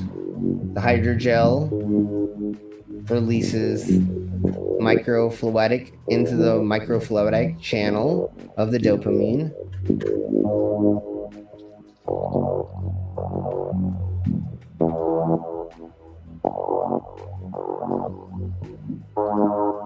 Okay. This is times... Oh, I don't... That's the magnification. I think it's the magnification. Yeah. Okay, I don't know if they've slowed it down or if it's... Or what speed it's actually It at. almost looks like it's slowed down to me. But That's what I was thinking. That's why I wanted to say that. To me, it felt like it was slowed tiny down. as it is. Yeah. Okay. You know Mama, what, do you though? wanna- I think if they really can get somebody, artificially get somebody's brain to start producing dopamine, that'd be really good for people who are trying to get off of drugs. Yeah. And there's a lot of depression, there's a lot of mental disorders or things that people go through with that part being wrong. Yep. So if we're able to fix that, then we'll have a bunch of society. They're gonna put it in our brains and artificially pump us with the dopamines to make us think that everything's great in life, while they just secretly hook us up to milking machine and steal all the adrenochrome and Yes, and 1984. we're gonna be walking around dopamines? I don't zombified, know. being good little slaves and just pumping with the dopamine. But I actually just learned in counseling, my group that I go to, that stopping any type of opiates, when you've been an opiate or heroin user for so long, it actually triggers depression and PTSD. Yeah, it makes sense. Did they talk to you about the likelihood that the reason that you went on drugs to get the dopamine fix is that you weren't actually given enough? I already knew about all that, like why your brain's the different at a reasons why deficit. people start doing drugs and stuff like that. Yeah, I Most already knew people's about all brain is that, in a but deficit. So normal people is here. People that tend to use drugs start lower with dopamine, and then they try to get these highs to actually get up to the normal level because their brains weren't, as children, given the right stimulus to form at the right dopamine levels in your head. Right, but learning that actually surprised me, because like to learn that not only do I have, you know, depression and the anxiety from traumas I've been through in life, it's also from getting clean. Yeah. Yeah. Okay, that has Mama, an you effect want on your body for sure. Yeah. It says the researchers tested the ability of their artificial neuron to communicate by placing it in a petri dish and some brain cells collected from a rat. They found it was able sense and respond. I think they missed the 2 in there. To sense and respond to dopamine created and sent by the rat brain cells, and also to produce some of its own, which then produced a response in the rat brain cells. They also found that they could activate a small mouse muscle sample by sending dopamine to a sciatic nerve, which was used to move a robotic hand. So in the next paragraph, it says, it talks about that with that, you can use it as a prosthetic device to help make it move. Wow. Yes. So, so that's a cool thing to, you know. So wait, what does the sciatic nerve have to do with? It's just a muscle that contracts and expands. Well, yeah, I know it's that. a sciatic nerve. The sciatic nerve is the spinal nerve that goes like help brain connecting to things. True. Yeah. So like if you have a problem with your sciatic nerve where, you know, flares up and causes you pain and stuff like that, it actually affects the amount of dopamine you're producing? I don't know. They said they used the sciatic muscle is what they used. Huh. Out of the mount rat. I don't know why, but that's something. I think that was just the muscle that they were able to have make the hand move that. To make it help it move. Yeah, no. Later on, they said also a muscle. So. Oh, okay. Yeah, the sciatic muscle for the hand to help make it move. Yeah. So it would expand. It would contract and expand. Yeah, so it was just that muscle that worked for that reason for somehow whatever. And like maybe at some point, maybe it's not the only thing that will. Well, so like if it was implanted, but maybe it will work in a together human body. Say if you had it like a knee amputated, they could probably have it go into like your thigh muscle, to where that would help control your or even like, you know, that limb, or even like an arm would go into your bicep or something to control like a lower arm. I don't see why you couldn't do with all different types of muscles, because they contract the same way. I think they just use that muscle for some reason. Particular muscle for some reason, yeah. Yeah, or it was long enough. You know, maybe they were like, oh, it needs to be this long to make the hand. You know, yeah. Anyways, so mad scientists created a human-bred yeast in a lab. Wow. Oh my wow, God. Shani's finally contributing to society. Exactly. You can donate maybe and get some extra money and go blow it like she did Rev's money. Okay. A team of scientists at Delta University of Technology in the Netherlands managed to successfully insert human muscle genes into a bit of baker's yeast for the first time. I'm sorry, people. I'm sorry. I apologize for my country. I just want to know why, anyway. That's exactly what we're getting into. It's not hilarious, but it's kind of funny. Honest, it's kind of. That is the same university that is one of the top people, one of the top groups always at like the solar races. So. Oh, okay. I see why. Okay. So that it's not like a silly place. Yeah. It's I'm the silly person here. It's not the whole country. So here we blow. The human genes in question express a metabolic pathway that involves breaking down sugars to produce energy. The same mechanism that's a part of many common disorders, including, among others, cancer. So that means the engineered humanized yeast could open up plenty of doors in the field of drug screening and cancer research, providing once and for all. Yes, yeast can serve as an excellent tool in a scientist's arsenal, but also, no, you're not alone in thinking that stuffing human genes into a bit of baker's yeast sounds unusual. Obviously, it does. And yeah. That's why we're talking about it. Well, actually, what they're talking about is the research that Dragnot does. Is that what fields? To try and okay. create cures for diseases and stuff like that. Okay. So it seems weird since yeast lives in a single cells of the human. As single cells, and humans consist of substantially more complex system. But the cells operate in a very similar way. Says blah blah blah. I'm not even going to try to say their name. Some name we can't pronounce. Yes, and who is the researcher and the lead author in the new study published in the Journal of Cell Reports in a statement. That's not a Dutch name. I was going to say. I am not even going to try to butcher the crap out of that because I would totally completely butcher it. I would not want to put first name. Yeah. I would not want to give disrespect to that person because I have so much. I think the first name is Pascale, but I don't know what the last name is. What origin, what nationality that is. I mean, it would turn into a Duran Duran song if I tried to. Anyways, so as compared to the human cells or tissues, yeast is a fantastic organism for its simplicity to grow and its genetic assembly. Its DNA can be easily modified to address fundamental questions, she added. And I didn't know it was a she. So I'm glad I didn't try to say that because never mind. Many pivotal discoveries. Okay, that makes sense now that we are there. And many pivotal discoveries, such as the cell division cycle, were elucidated thanks to yeast. Did I say that right? Elucidated. Okay. Yeah. Okay. Sure.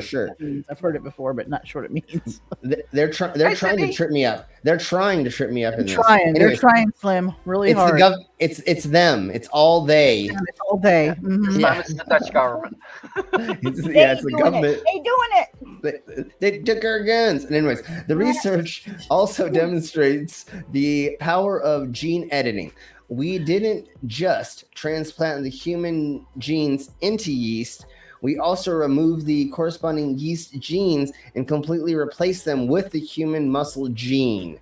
Okay, so they made a ghost version of the yeast, right? They took away all the other DNA, made it blank technically, and then they put it in there. Yeah, well, the part of the human genes that they wanted to put in there, they took that part out. And so it's only a muscle gene. Just remember that's what we're speaking about right now. A muscle gene, which is way different than like other parts of the genome. Anyways, you might think that you cannot exchange the yeast version with the human one, but because it's such a specific and tightly regulated process, both in human and the yeast cells, she added, but it works like a charm. So they were able to, it did pan out. I don't know exactly what muscle they're trying to like develop to. I'm guessing it's the love muscle, but never mind. Okay. In fact, her colleagues were astonished to find out that the enzymes of the human genome genes produced in the yeast were surprisingly similar to those in human cells. And the team doesn't just want to stop there. This is just a starting point. The biotechnologists there you go. said we can humanize yeast further and step by step build up more complex human environment in yeast. So like they were saying up here, what they're saying up here is they hope that they can be using it for testing like things in the body or being able to test things faster, like if somebody has cancer, like put put their sample into the yeast and in like a day or something. I don't know how long it takes to test certain cancers. I know some of them takes a hot minute, or there's other things that take a while to test for. What if you could just like put that sample inside of this yeast in a day or a couple minutes? I don't know how this exactly works. Then you could test it, you know. So it's just expanding how quick you can do tests on somebody's body systems, I think is what they're trying to get at. Like when my daughter, she ended up having because her grandmother had breast cancer. So she took the, I think it's called a BRCA test, where there's a specific gene that causes breast cancer. And thankfully she didn't have it, because she'd be faced with, should I keep my breasts and hope I don't get breast cancer, or should I just take them off now? Yeah. And thankfully she didn't have to deal with that choice. But I mean, honestly, if she did keep them, it doesn't necessarily mean she will get breast cancer. She would get it, but her risk of getting it is you would have to go higher. for mammograms like every 6 months. Right. Okay, so hey, Miss Parker. Somebody get rid of that person, please. I know you all already on it probably, but Eric Moss has got it. Ox has got it. Thank you. Hey, Miss Parker, and because Miss Parker is here, you know what we got to do. Hold on. There you go. I'm gonna report did I not add it? I have it on mine. It's in my brand, hon. Yeah, no, I know. Okay, you're being recorded for hate speech, bot. Thank you very much. Bye-bye. Oh, yes, hate speech, that is. Yes, give me just 1 second. Everybody report live. And the Caribbean Skeptic Secularist is here as well. Hey, yes, welcome. Come on. Okay, so should we just all do it anyway? So here we go. When Miss Parker comes into our side chat or comes on, this is what we do. Hi, Miss Parker. Hi, boy. Hey, Miss Parker.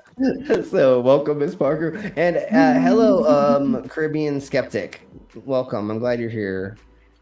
Okay, I had to do that. Now, let's go over the electro something robots, and they're actually can move faster than a cheetah. Oh, we love you too. Yeah, so these are those the ones that they were like putting in a cage with the leopards and cheetahs and shit? That is that's about that fetish dungeon story we talked about behind. We'll talk about that later. That's not what we're talking about now, baby. Yeah. Hurry up. I'll shake the bottle. Always make me next seem time like when I'm I'm wrong. on full screen. Don't worry. Well, I was the one who brought it up. I was the one who told you about it, baby. So it's not that. Okay, so watch these tiny mechanical robots that are faster than cheetahs for their size. So they're able to bend and unbend really, really fast. Wow. Oh, hey, Sydney. What they're used for, I don't fucking know, because I didn't actually read much further than just this, and I was like, we gotta fucking talk about it. This is interesting. The way they look. Yeah. Wow. Mama, is it easier for me to highlight it or to not highlight it You for you? don't have to highlight it. It's fine. Okay, yeah. Let's go ahead and will you just read what that says for us, please? It says a team of researchers in Johannes Kepler University in Austria has developed a series of tiny steerable electromechanical robots that can walk, run, jump, and swim at high speeds for their size. In their paper published in the journal Natural Communications, the group described how they built their robots and suggest possible uses for them. As the researchers note, many animals can move quickly, cheetahs, for example, or gazelles. These traits have evolved to help animals either capture prey or elude capture by predators. Creating robots with similar speed capabilities has been a goal of scientists for many years, but achieving it is proven to be difficult. In this new effort, the researchers built a series of robots using soft, tiny electromagnetic actuators with embedded liquid metal coils that are fast for their size. Okay, so really quick. Wow. This is how the robots are going to take over. I'm just warning you now. We have 4 years. This is the beginning of the end. If robots can move faster than cheetahs, we're fucked. So I'm just letting you know now. This is the beginning of the end, everybody. So, Amal, if you want to read just... They're here! I mean, Run! Oh, no, I'm not going to be too scared because it's for their size. If you imagine the weight of a proper robot, then it's gonna. We've still got more than 4 years, I reckon, to get them running as fast as a cheetah. Okay, so unless this thing can be made into the knife frog thing, then I'm not worried. Or there's a whole bunch of them that come after you. No, well, what they're gonna do is they're gonna assimilate with each other, and they're gonna build into one robot Like replicators. And then we're going. So that's how they're gonna kill us. Yep. Yeah, exactly. So, Mama, if you'll read this paragraph and then we'll watch the video. Robots. The researchers printed liquid metal coils onto different substrates that had different desirable characteristics, such as bendability. The coils were printed in a way that would allow different parts of the substrate to be manipulated in a desired way. Bending just one part, for example, could allow a back end to swish like a tail when swimming like a fish. Bending other parts allowed for walking, jumping, and steering.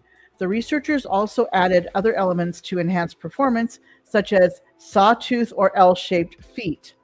All of the robots were controlled using a magnetic field and powered via a tether or battery pack.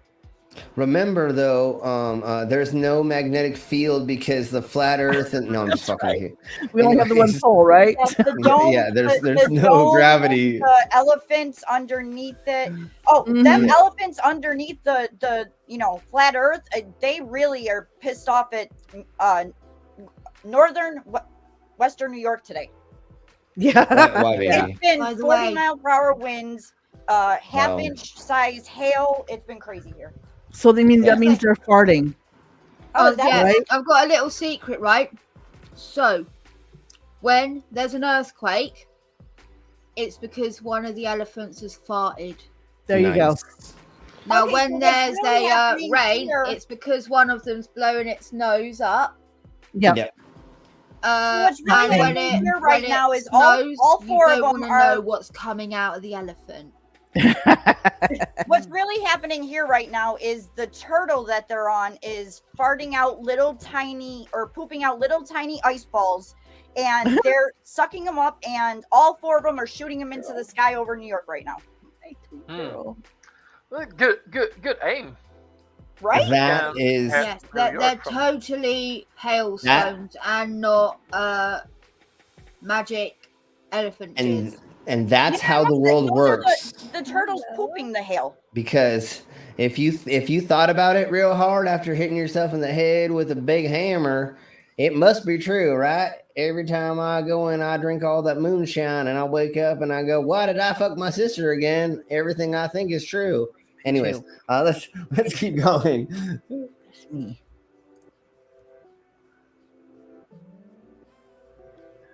Okay, so this is them in motion, or them being there.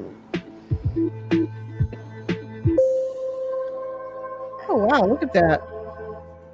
So they're able to jump, run, avoid things, maneuver. They can go left to right. They can be controlled. So this is 5 times slower. Can it boogie? Right. Exactly.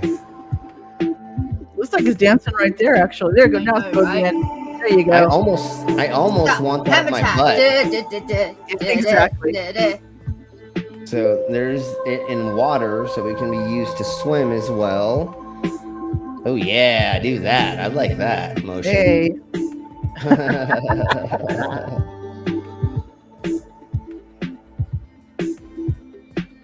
So it can actually be turned, it can actually move, and then you can put different things on it to make it do different things. Drop box. It can jump over a little curb. Boink. Yeah. It's a sleeping policeman. It's like a skateboard. It's gonna ollie. It's like, yeah, bro. Check this shit out. Bing. Yeah. Nice. So that is the beginning of the end to man. In testing these robots, researchers found the posted stamp size tethering running the robot could be approximately 70 BLs. I don't know exactly what that is, but like it's really, really small is what it's trying to say. And these things can swim and they can run between 20 and 30 BLs. I don't know what that is, but it says it's like a cheetah. Oh, sorry. It can do whatever. It can go really freaking fast. This little weird little thing. And if you put these together, you may have something that would be interesting. What was the next thing? Does anybody remember if... Oh, body length. BL. Body length. Thanks, Mesa. Body length. Okay, yeah. Oh, yeah. I think the last to one was...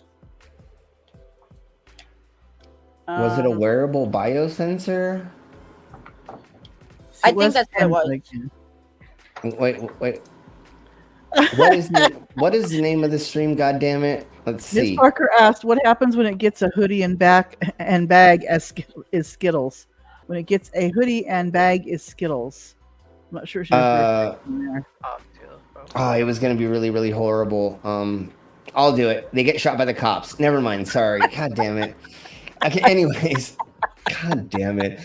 So we did the Electromech bots. We did a human yeast, artificial dopamine, and tattoo therapy. So we actually went through what we did. And thank you all for all the thumbs ups. We got 23 thumbs ups, and that's pretty freaking awesome for this small ass punk channel that I fucking run. So what we're going to look at next is, let's see. I said something about, God damn it, vabbing. Every time I see that, I just fucking laugh. Let's see, what was that one? Yeah, they could do the Amigonauts. Yes, they could. Enough of those. Okay. I want to do this. Cyborg has got the assignment exactly. So what I want to, we love you too. Thank you. Okay, so what I want to watch right now is, give me a second to look at history. You talked about everything on your title. Yeah. So what we're going to talk about now is how the QAnon leader of Canada, she has told people to do something and they got arrested doing it. Are we talking about the queen? The self-proclaimed Queen of Canada? Yes. Oh, God. Jesus Christ. Okay. So here we blow. Hey, Jasper. Hey, Maximus. I haven't done enough research to find it somewhere else, but so we're going to be watching the damage reporting on this because it's actually it just came out. So here we go. Something new, or okay, well we'll see. It came out just earlier today, and these people did this just a couple hours ago or whatever. Oh my God! Okay. Hey, whoever else came into the chat, welcome and get ready for this idiocracy. T-Ox. Oh no! Oh my God! Oh, that cunt. Oh, is that a sock of yours? Oh, yeah, so here we go. Sock of his. Okay, so here we blow. Please. To observe. Sorry about the process is being done air, but fairly, this is how she recorded whoever it. is arrested by the citizens is given. Hold on. We're gonna try to do this, and we should travels be around able in a big like RV kind of thing with some of her followers. She's always in an RV traveling. So she's in an RV right now, and they're always traveling. To make sure whatever process is being done is done fairly, and whoever is arrested by the citizens is given respect, dignity, and honor. Yeah. Very good. So that's it. She just told citizens to arrest police. Okay, let's keep watching. Good. I'm here to make sure it goes over peacefully. Correct. Yes. And have sent a message to the Commander-in-Chief of the United States Armed Forces 2 days ago. I sent a message to the U.S. Commander-in-Chief 2 days ago, letting him know that I'm here and that I'll be here. Right. And that I requested for a backup to make sure this process goes peacefully. Thank you so much. For the region. So that is Romana Didulo, the commander-in-chief of Canadian QAnon, I guess. An alien, as we'll get into. Someone who can just wait. It gets fucking way weirder. Communicate with Joe Biden to get backup, I guess. Yeah. So she said that she sent a message to the commander-in-chief. I guess that would be Biden, saying that she was going to start having U.S. citizens start arresting police. Obviously, nobody got that memo because there would have been some kind of talk about that at a press conference or something if it was real. You know what I'm saying? Say yes, she is Queen of Canada, right? That's Canada, not America. Correct. Even if, as a person from another country over, they have diplomatic immunity, they have an entourage, they have security, they have a lot of things there, and they do have a lot of leeway. Okay. So we don't even need to go. Say, like, Listen. Yeah, hold on. It gets way further. Just wait till she claims what she is. Hold on. Wait till she claims what she is as well. And then we can here's a little backstory is she was supposedly given her queenship by, was it the US? And she thought so, yeah. Somebody else. And she told her people, Canadian people, don't pay your PG&E, you don't pay your electric bill, that you should be getting that for free. Don't pay your water bill. They didn't do it. Remember? And they were starting to get their power turned off because they weren't paying their they were getting court 10,000. Yeah. Yes. 10,000 people got their fucking power shut off and had to go, all kinds of crap happened. And she has 65,000 followers right now. That is the best of our knowledge. And they'll talk about it in a second. But let's keep going. And the story's already wild, but it gets wilder. You saw her there talking in that video about how the citizens are going to put people under citizens arrest. Specifically, they're going to arrest a bunch of cops. So when a bunch of... So this is video of citizens trying to arrest cops. QAnoners decide that they're going to go arrest the cops. How do you think that's going to go? Well, if you're a member of the group, it's going to be great. Everything's coming up Kiwi. But no, they ended up getting kind of manhandled by the cops. The actual footage, which is out there, I found to be a little bit rough. Maybe we can play a little bit of that. Yeah, you'll see. They continually say that they're going to put them under. This dude is getting fucking completely owned by 3 police officers. So he's getting completely owned by 2 women. Yeah, and something that's funny that they're doing, and he'll mention it. I mean, some people pay a lot of money for that. Anyways, what's really funny is something they're doing, and he'll bring up is all of them are pulling their shirts over their heads like the hockey thing, and it's really fucking funny how all of them get their shirts over their heads before they arrest them. And then they get dragged down. The cops seem to have this thing about pulling their shirts off, which I found to be a little bit weird. Yeah, but they were all pulling their shirts over their heads. Whether in the US or in Canada, they don't be like when you give them a dirty look. When you try to place them under arrest, they're not going to play along with your little fantasies. What just happens right now? But I want to give you more information about this individual because she is a character. Romana Didulo has built a... Did you see that? That lady just ran up on 4 cops. And then she gets knocked over. Yeah, and then she gets arrested immediately. I mean, how dumb are you, you twat? I mean... Dummy. Sizable following out of the QAnon community by convincing people that she's the true leader of Canada and is waging a secret war against the supposed pedophilic cabal, as Marjorie Greene says, of globalist leaders like Trudeau or Joe Biden. She brought 30 of her followers to Ontario to do these citizens arrest over, well, what do you think? Like COVID mask mandates and stuff like that. So by the end of the day, one of her followers had been charged with 2 counts of assaulting police. A second was facing charges of mischief and resisting arrest. Charges of mischief are my favorite charges. They're by far the funniest. But anyway, they'd been super excited in the group for this, spreading memes and chatting about it and everything. She told her followers, of which she has 60,000 just on Telegram, who amongst you are prepared and ready to keep your city safe, peaceful, and secure after you've peacefully arrested Peterborough, Ontario police? What oh, so she had, it was in Ontario, it was in Canada. It was in Canada. Yeah. Apparently, I was trying to find out why they were doing the t-shirt thing. It says at the moment, 21 vehicles have been towed. 100 people have been arrested. Damn. And there was this whole last convoy called the Freedom Convoy. Yeah. And that was a part of this? Yep. That's what started a lot of it, I think. The police commanders made it clear Thursday they were preparing to end the siege and remove more than 300 trucks, camper vans, and other vehicles that have blockaded the city since late January.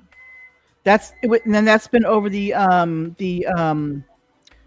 gonna say mask mandates, but I think the vaccine mandates or something for truckers. Yeah, that's something different. Yeah, that's something different. But that's why they did the convoy.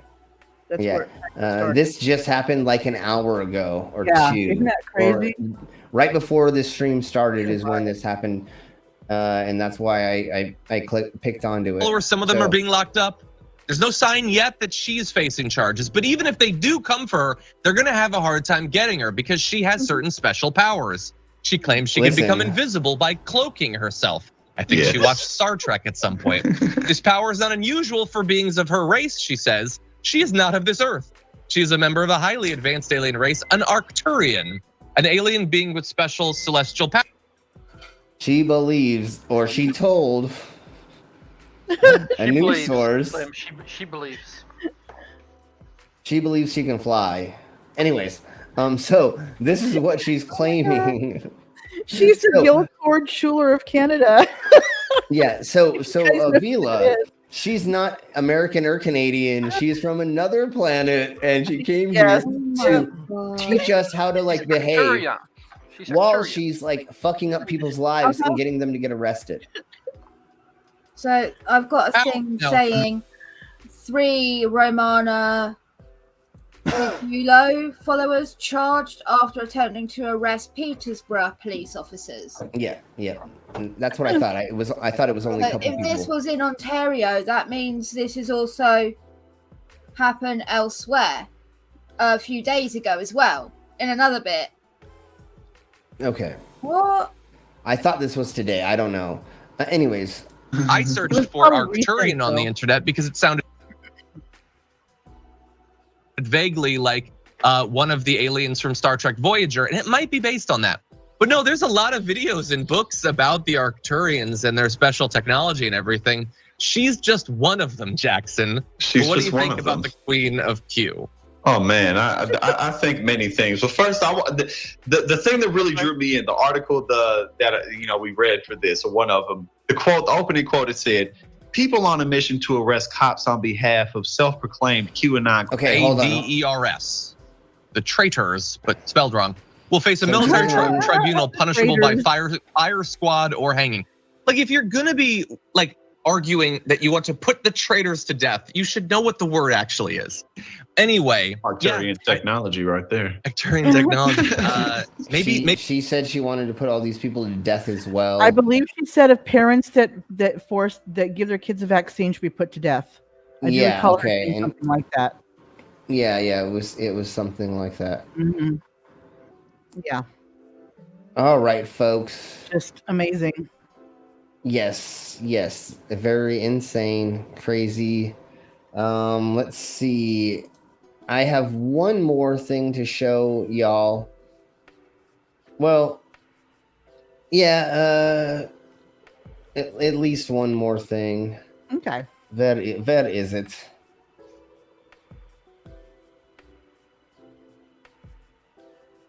I went way too far up. Yeah. So they are developing a pair of glasses that they hope can reverse nearsightedness. Oh, nice. Won't help me, but that's fine. Yeah, a lot of people, I believe, are dealing with that. My mother was so nearsighted that she wore Coke bottle glasses. Yeah. They didn't discover it till she was like in the 3rd grade, and she had to get up to like 2 inches from the blackboard to read it. Yeah. They realized, she needs glasses. Okay. I struggle seeing things really far away, but far away is becoming closer and closer. Right. So over a quarter of the world's population are currently believed to be short-sighted. It is an inconvenience that most people manage with glasses or contact lenses, while others treat it with surgery. These electronic glasses, however, boast clear foresight. They claim to treat nearsightedness, also known as myopia. Okay. In most common forms of myopia, the distance between the cornea and the retina, aka the axial length, is no longer than normal, squeezing the eyeballs into an oval shape and forcing the retina to focus more in on closer objects to them. Needless to say, this strains the eye, and over-reliance on short-distance vision means long-distance sight is weakened. So with these glasses, what they will do is they will send in a LED light that's projected geometrical shapes a little ahead of the cornea.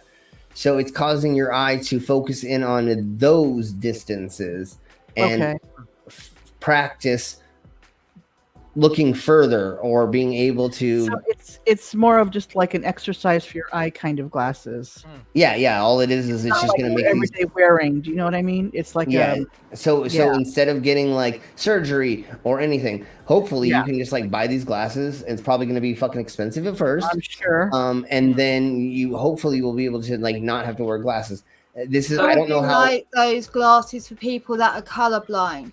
It's amazing. Right. It says right there. But there's thousands and thousands of dollars that most people that are colorblind can't actually afford them. Yeah, but like they are there, and like the longer it exists, the cheaper it will get.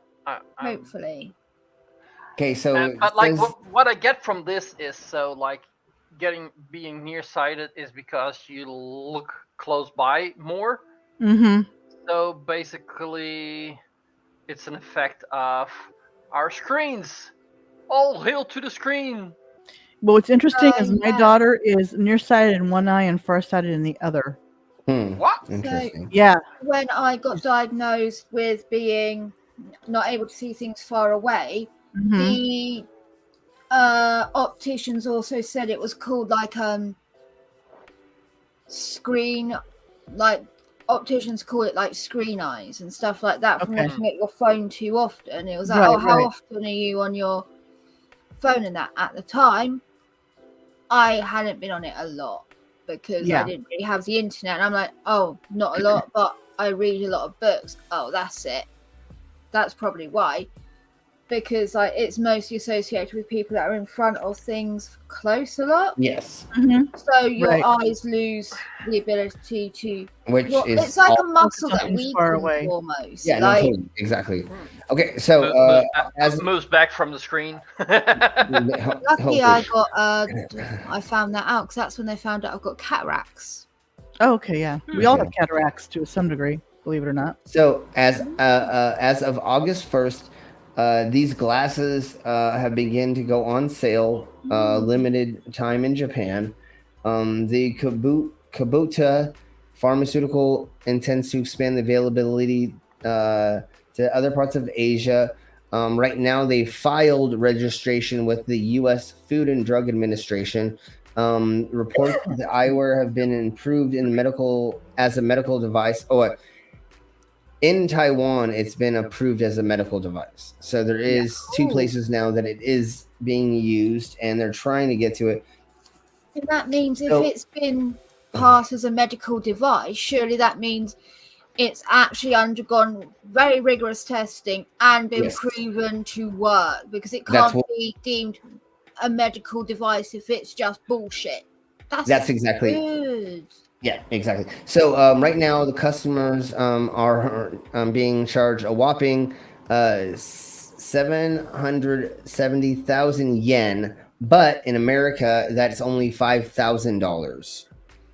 So it's actually not that expensive. I mean, that is kind of a lot, but once again, like Braylon said, if that would cure it, then sure. If But it's once again, it's still a bit one high, lump but sum versus how many pairs of glasses are you going to need? How many opticians appointments? Yeah, yeah.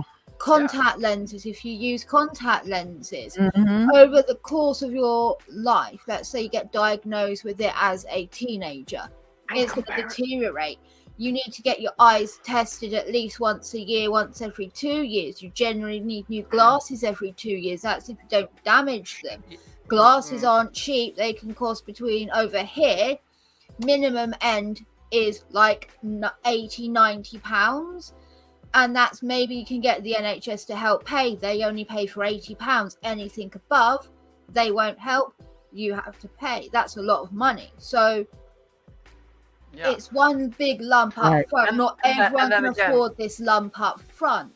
That's a big problem with the rich-poor divide. But in the grand scheme of things, it could save so much money. If you and eventually, though, it will come down in price, and once other companies start to and look versions at of it, what's and stuff. the other option? What's the other option? And $5,000 isn't that much, Yeah. and The laser or your surgery. maybe and that's your health insurance would pay for it too. Yeah, hopefully. Yeah, if you're severe enough, they would. Yeah. Maybe So, they would once see again, it as a better cost-effective solution as well. Yeah, exactly. Yeah, well, I had my insurance also cover glasses, and like I could spend €100 every year on glasses, and that putting that extra in my insurance cost me €10 a month, Yeah. and I could spend it 100 a year. Right. It may not be a lump sum if you go through like certain your insurance and stuff. Anyways, so this last thing I want to go over is they are sending a robot surgeon to the International Space Station. Okay. Oh, so there's that's actually quite smart. Yes, so there's a tiny surgery robot that we sent to the International Space Station. The miniaturized in vivo robotic assistant, or Mira, will be configured to fit inside an experiment locker and tested to ensure that it survives the launch. Come on, oh dang it! I didn't know it was going to do this to me. So it can be inserted through a small incision in the abdomen, and the surgery can be performed with minimal invasion. And like somehow it will figure out how to do what it's supposed to do. I don't know. Probably all of remote that. controlled. I believe so. It's got to be something like that. I looked at it before, and then of course those things you can only look at them so many times before they like want you to like pay for shit. So, all right. I think, ladies and what? If you sent the link to someone else, maybe Here they you can. go. It does it for. It would still do it. I think. Can I share what I found Do for it. it? Yep.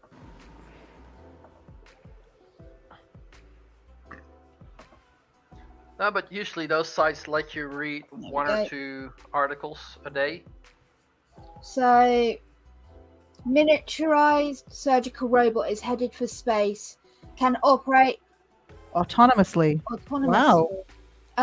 They have a little video for it, which is why I thought like, okay. Interesting.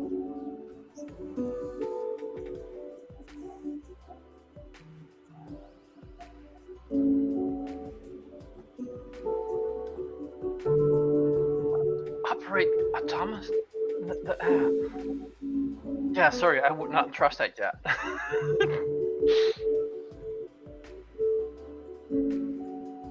This is like the one that they got to operate on the skin of a grape, right? I think so. Yeah, well, like here you can see that they're controlling it remotely. That's not Yeah. autonomous. Well, I think when you mean autonomous, you don't have to like be physically.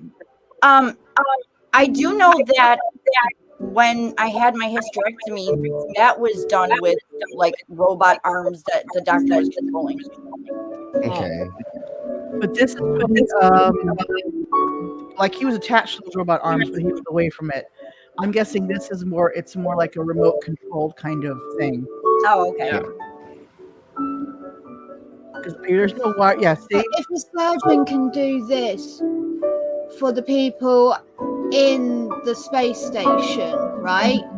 If something Anything that happens while they're there, a surgeon can operate on them from Earth. Yes. Exactly. Yeah. Exactly. Oh my God. That's fascinating. If you look, it's not really attached to. It's just attached to a stand, and then the surgeon's off somewhere else manipulating it. Yes, exactly. So NASA has helped fund the University of Nebraska-Lincoln to ready Mira to fly to the International Space Station to be tested in 2024, after being in development for almost 20 years. Wow. Virtual Incisions, the company based on the Nebraska Innovation Campus, whose co-founder invented the robot, has received over $100 million since it was co-founded in 2006. Compared to much larger surgical robots, the robot will be small enough to fit in an experimental locker on the International Space Station. Okay. Mira's other advantages include its ability to operate through small incisions, allowing for minimally invasive surgeries, and its ability to be operated remotely. A previous experiment saw a retired NASA astronaut use Mira to perform surgery-like tasks 900 miles away. NASA has been a long-term supporter of this research, and as a culmination of the effort, our robot will have a chance to fly on the International Space Station.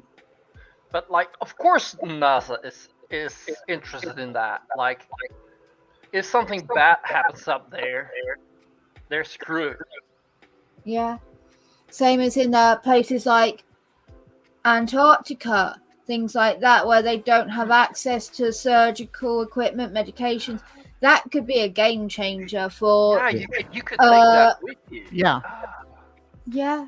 Or remote countries, places like that, where a surgeon can't get there or do something, but they can use the robots. Exactly. It change or highly infectious patients. They can be operated on, and the risk of contamination be minimal. So now they're saying too, they hope in 50 to 100 years they'll have it operate independently, function independently. Wow. So they could probably program it on what to do, and it does it. Yeah. You know. Yeah. Definitely in that amount of time they should be able to do that. Okay, so thank you, Vila, for sharing that and finding that. We're going to end it here. I am getting exhausted. I actually was not feeling well earlier, and I'm going to try to get some rest. Yeah. So I should also get a bit of rest. Tomorrow is Widow's Son's stream, like around this time tomorrow, and stuff and things, and then Thursday or we'll probably be Friday and Saturday or something. You'll see Queen and I together doing stuff. Yes. So because you're getting in late on Thursday. So yeah, I think 10 p.m. is when I get there or something. I don't know. We'll figure it out. Thursday, there's also going to be a TMI show. Queen. Yes. Link in the site. Prince messaged you saying, can he call you? Oh, yeah, you can call me right after this, honey. You can always do that, Prince. You don't gotta put it in the side chat, buddy. Well, he only asks because when I'm busy and stuff, he wants to make sure I he's know. not bothering Yeah, me. yeah. So I have an awesome kid. Yeah, sounds like you it. do. So it is. Means you Yes, had a thank good you, mother. Brainless, for putting that there. I will definitely not be available because I have a lot of things to get done for Thursday and then get down there, and I actually have to be driven. Is that what I was helping with the emojis for? No. Because I've not got that finished yet. Because this weekend I was busy with my little man. I hope to have the quiz ready for next week. But this week, because Gio is not there, I am in control of the picker wheel. So, yeah. Okay. It's just us just having a chat and hoping people in the side chat join into the chat. Sorry, I spaced out for a second. What did you say? Pip's not streaming this Friday? No. It's for the TMI show. Usually Geo Sam is on there. Okay. Doing the picker wheel. That's for Thursday. And that's Thursday at what time? What time is that? That is usually, 8 our time? Let me just open that link. It should be 11 my time. There's a link in the side chat. There's a link in the side chat, baby. Anyways, it's noon. It's noon Mountain Standard Time. Yeah, it always overlaps my Karen videos. So it's noon Standard Time, Mountain Standard Time for me. So like 2 for you or something. I don't know. If it's 4 for you, it's 2 for me. Yeah, I said noon. Yeah, you're 6 ahead of. Noon for you, it's 2 for me. Yeah, okay. Yes, I'll be all right. yes, baby. I'm backwards. So everybody go there and subscribe to her channel if you have not. If you've not subscribed to everybody else in the stream pervs, go into the description and go and subscribe, like, and all that fun stuff. And I will see you all the next video that we do. Thank you. Okay. Bye. Bye. Bye.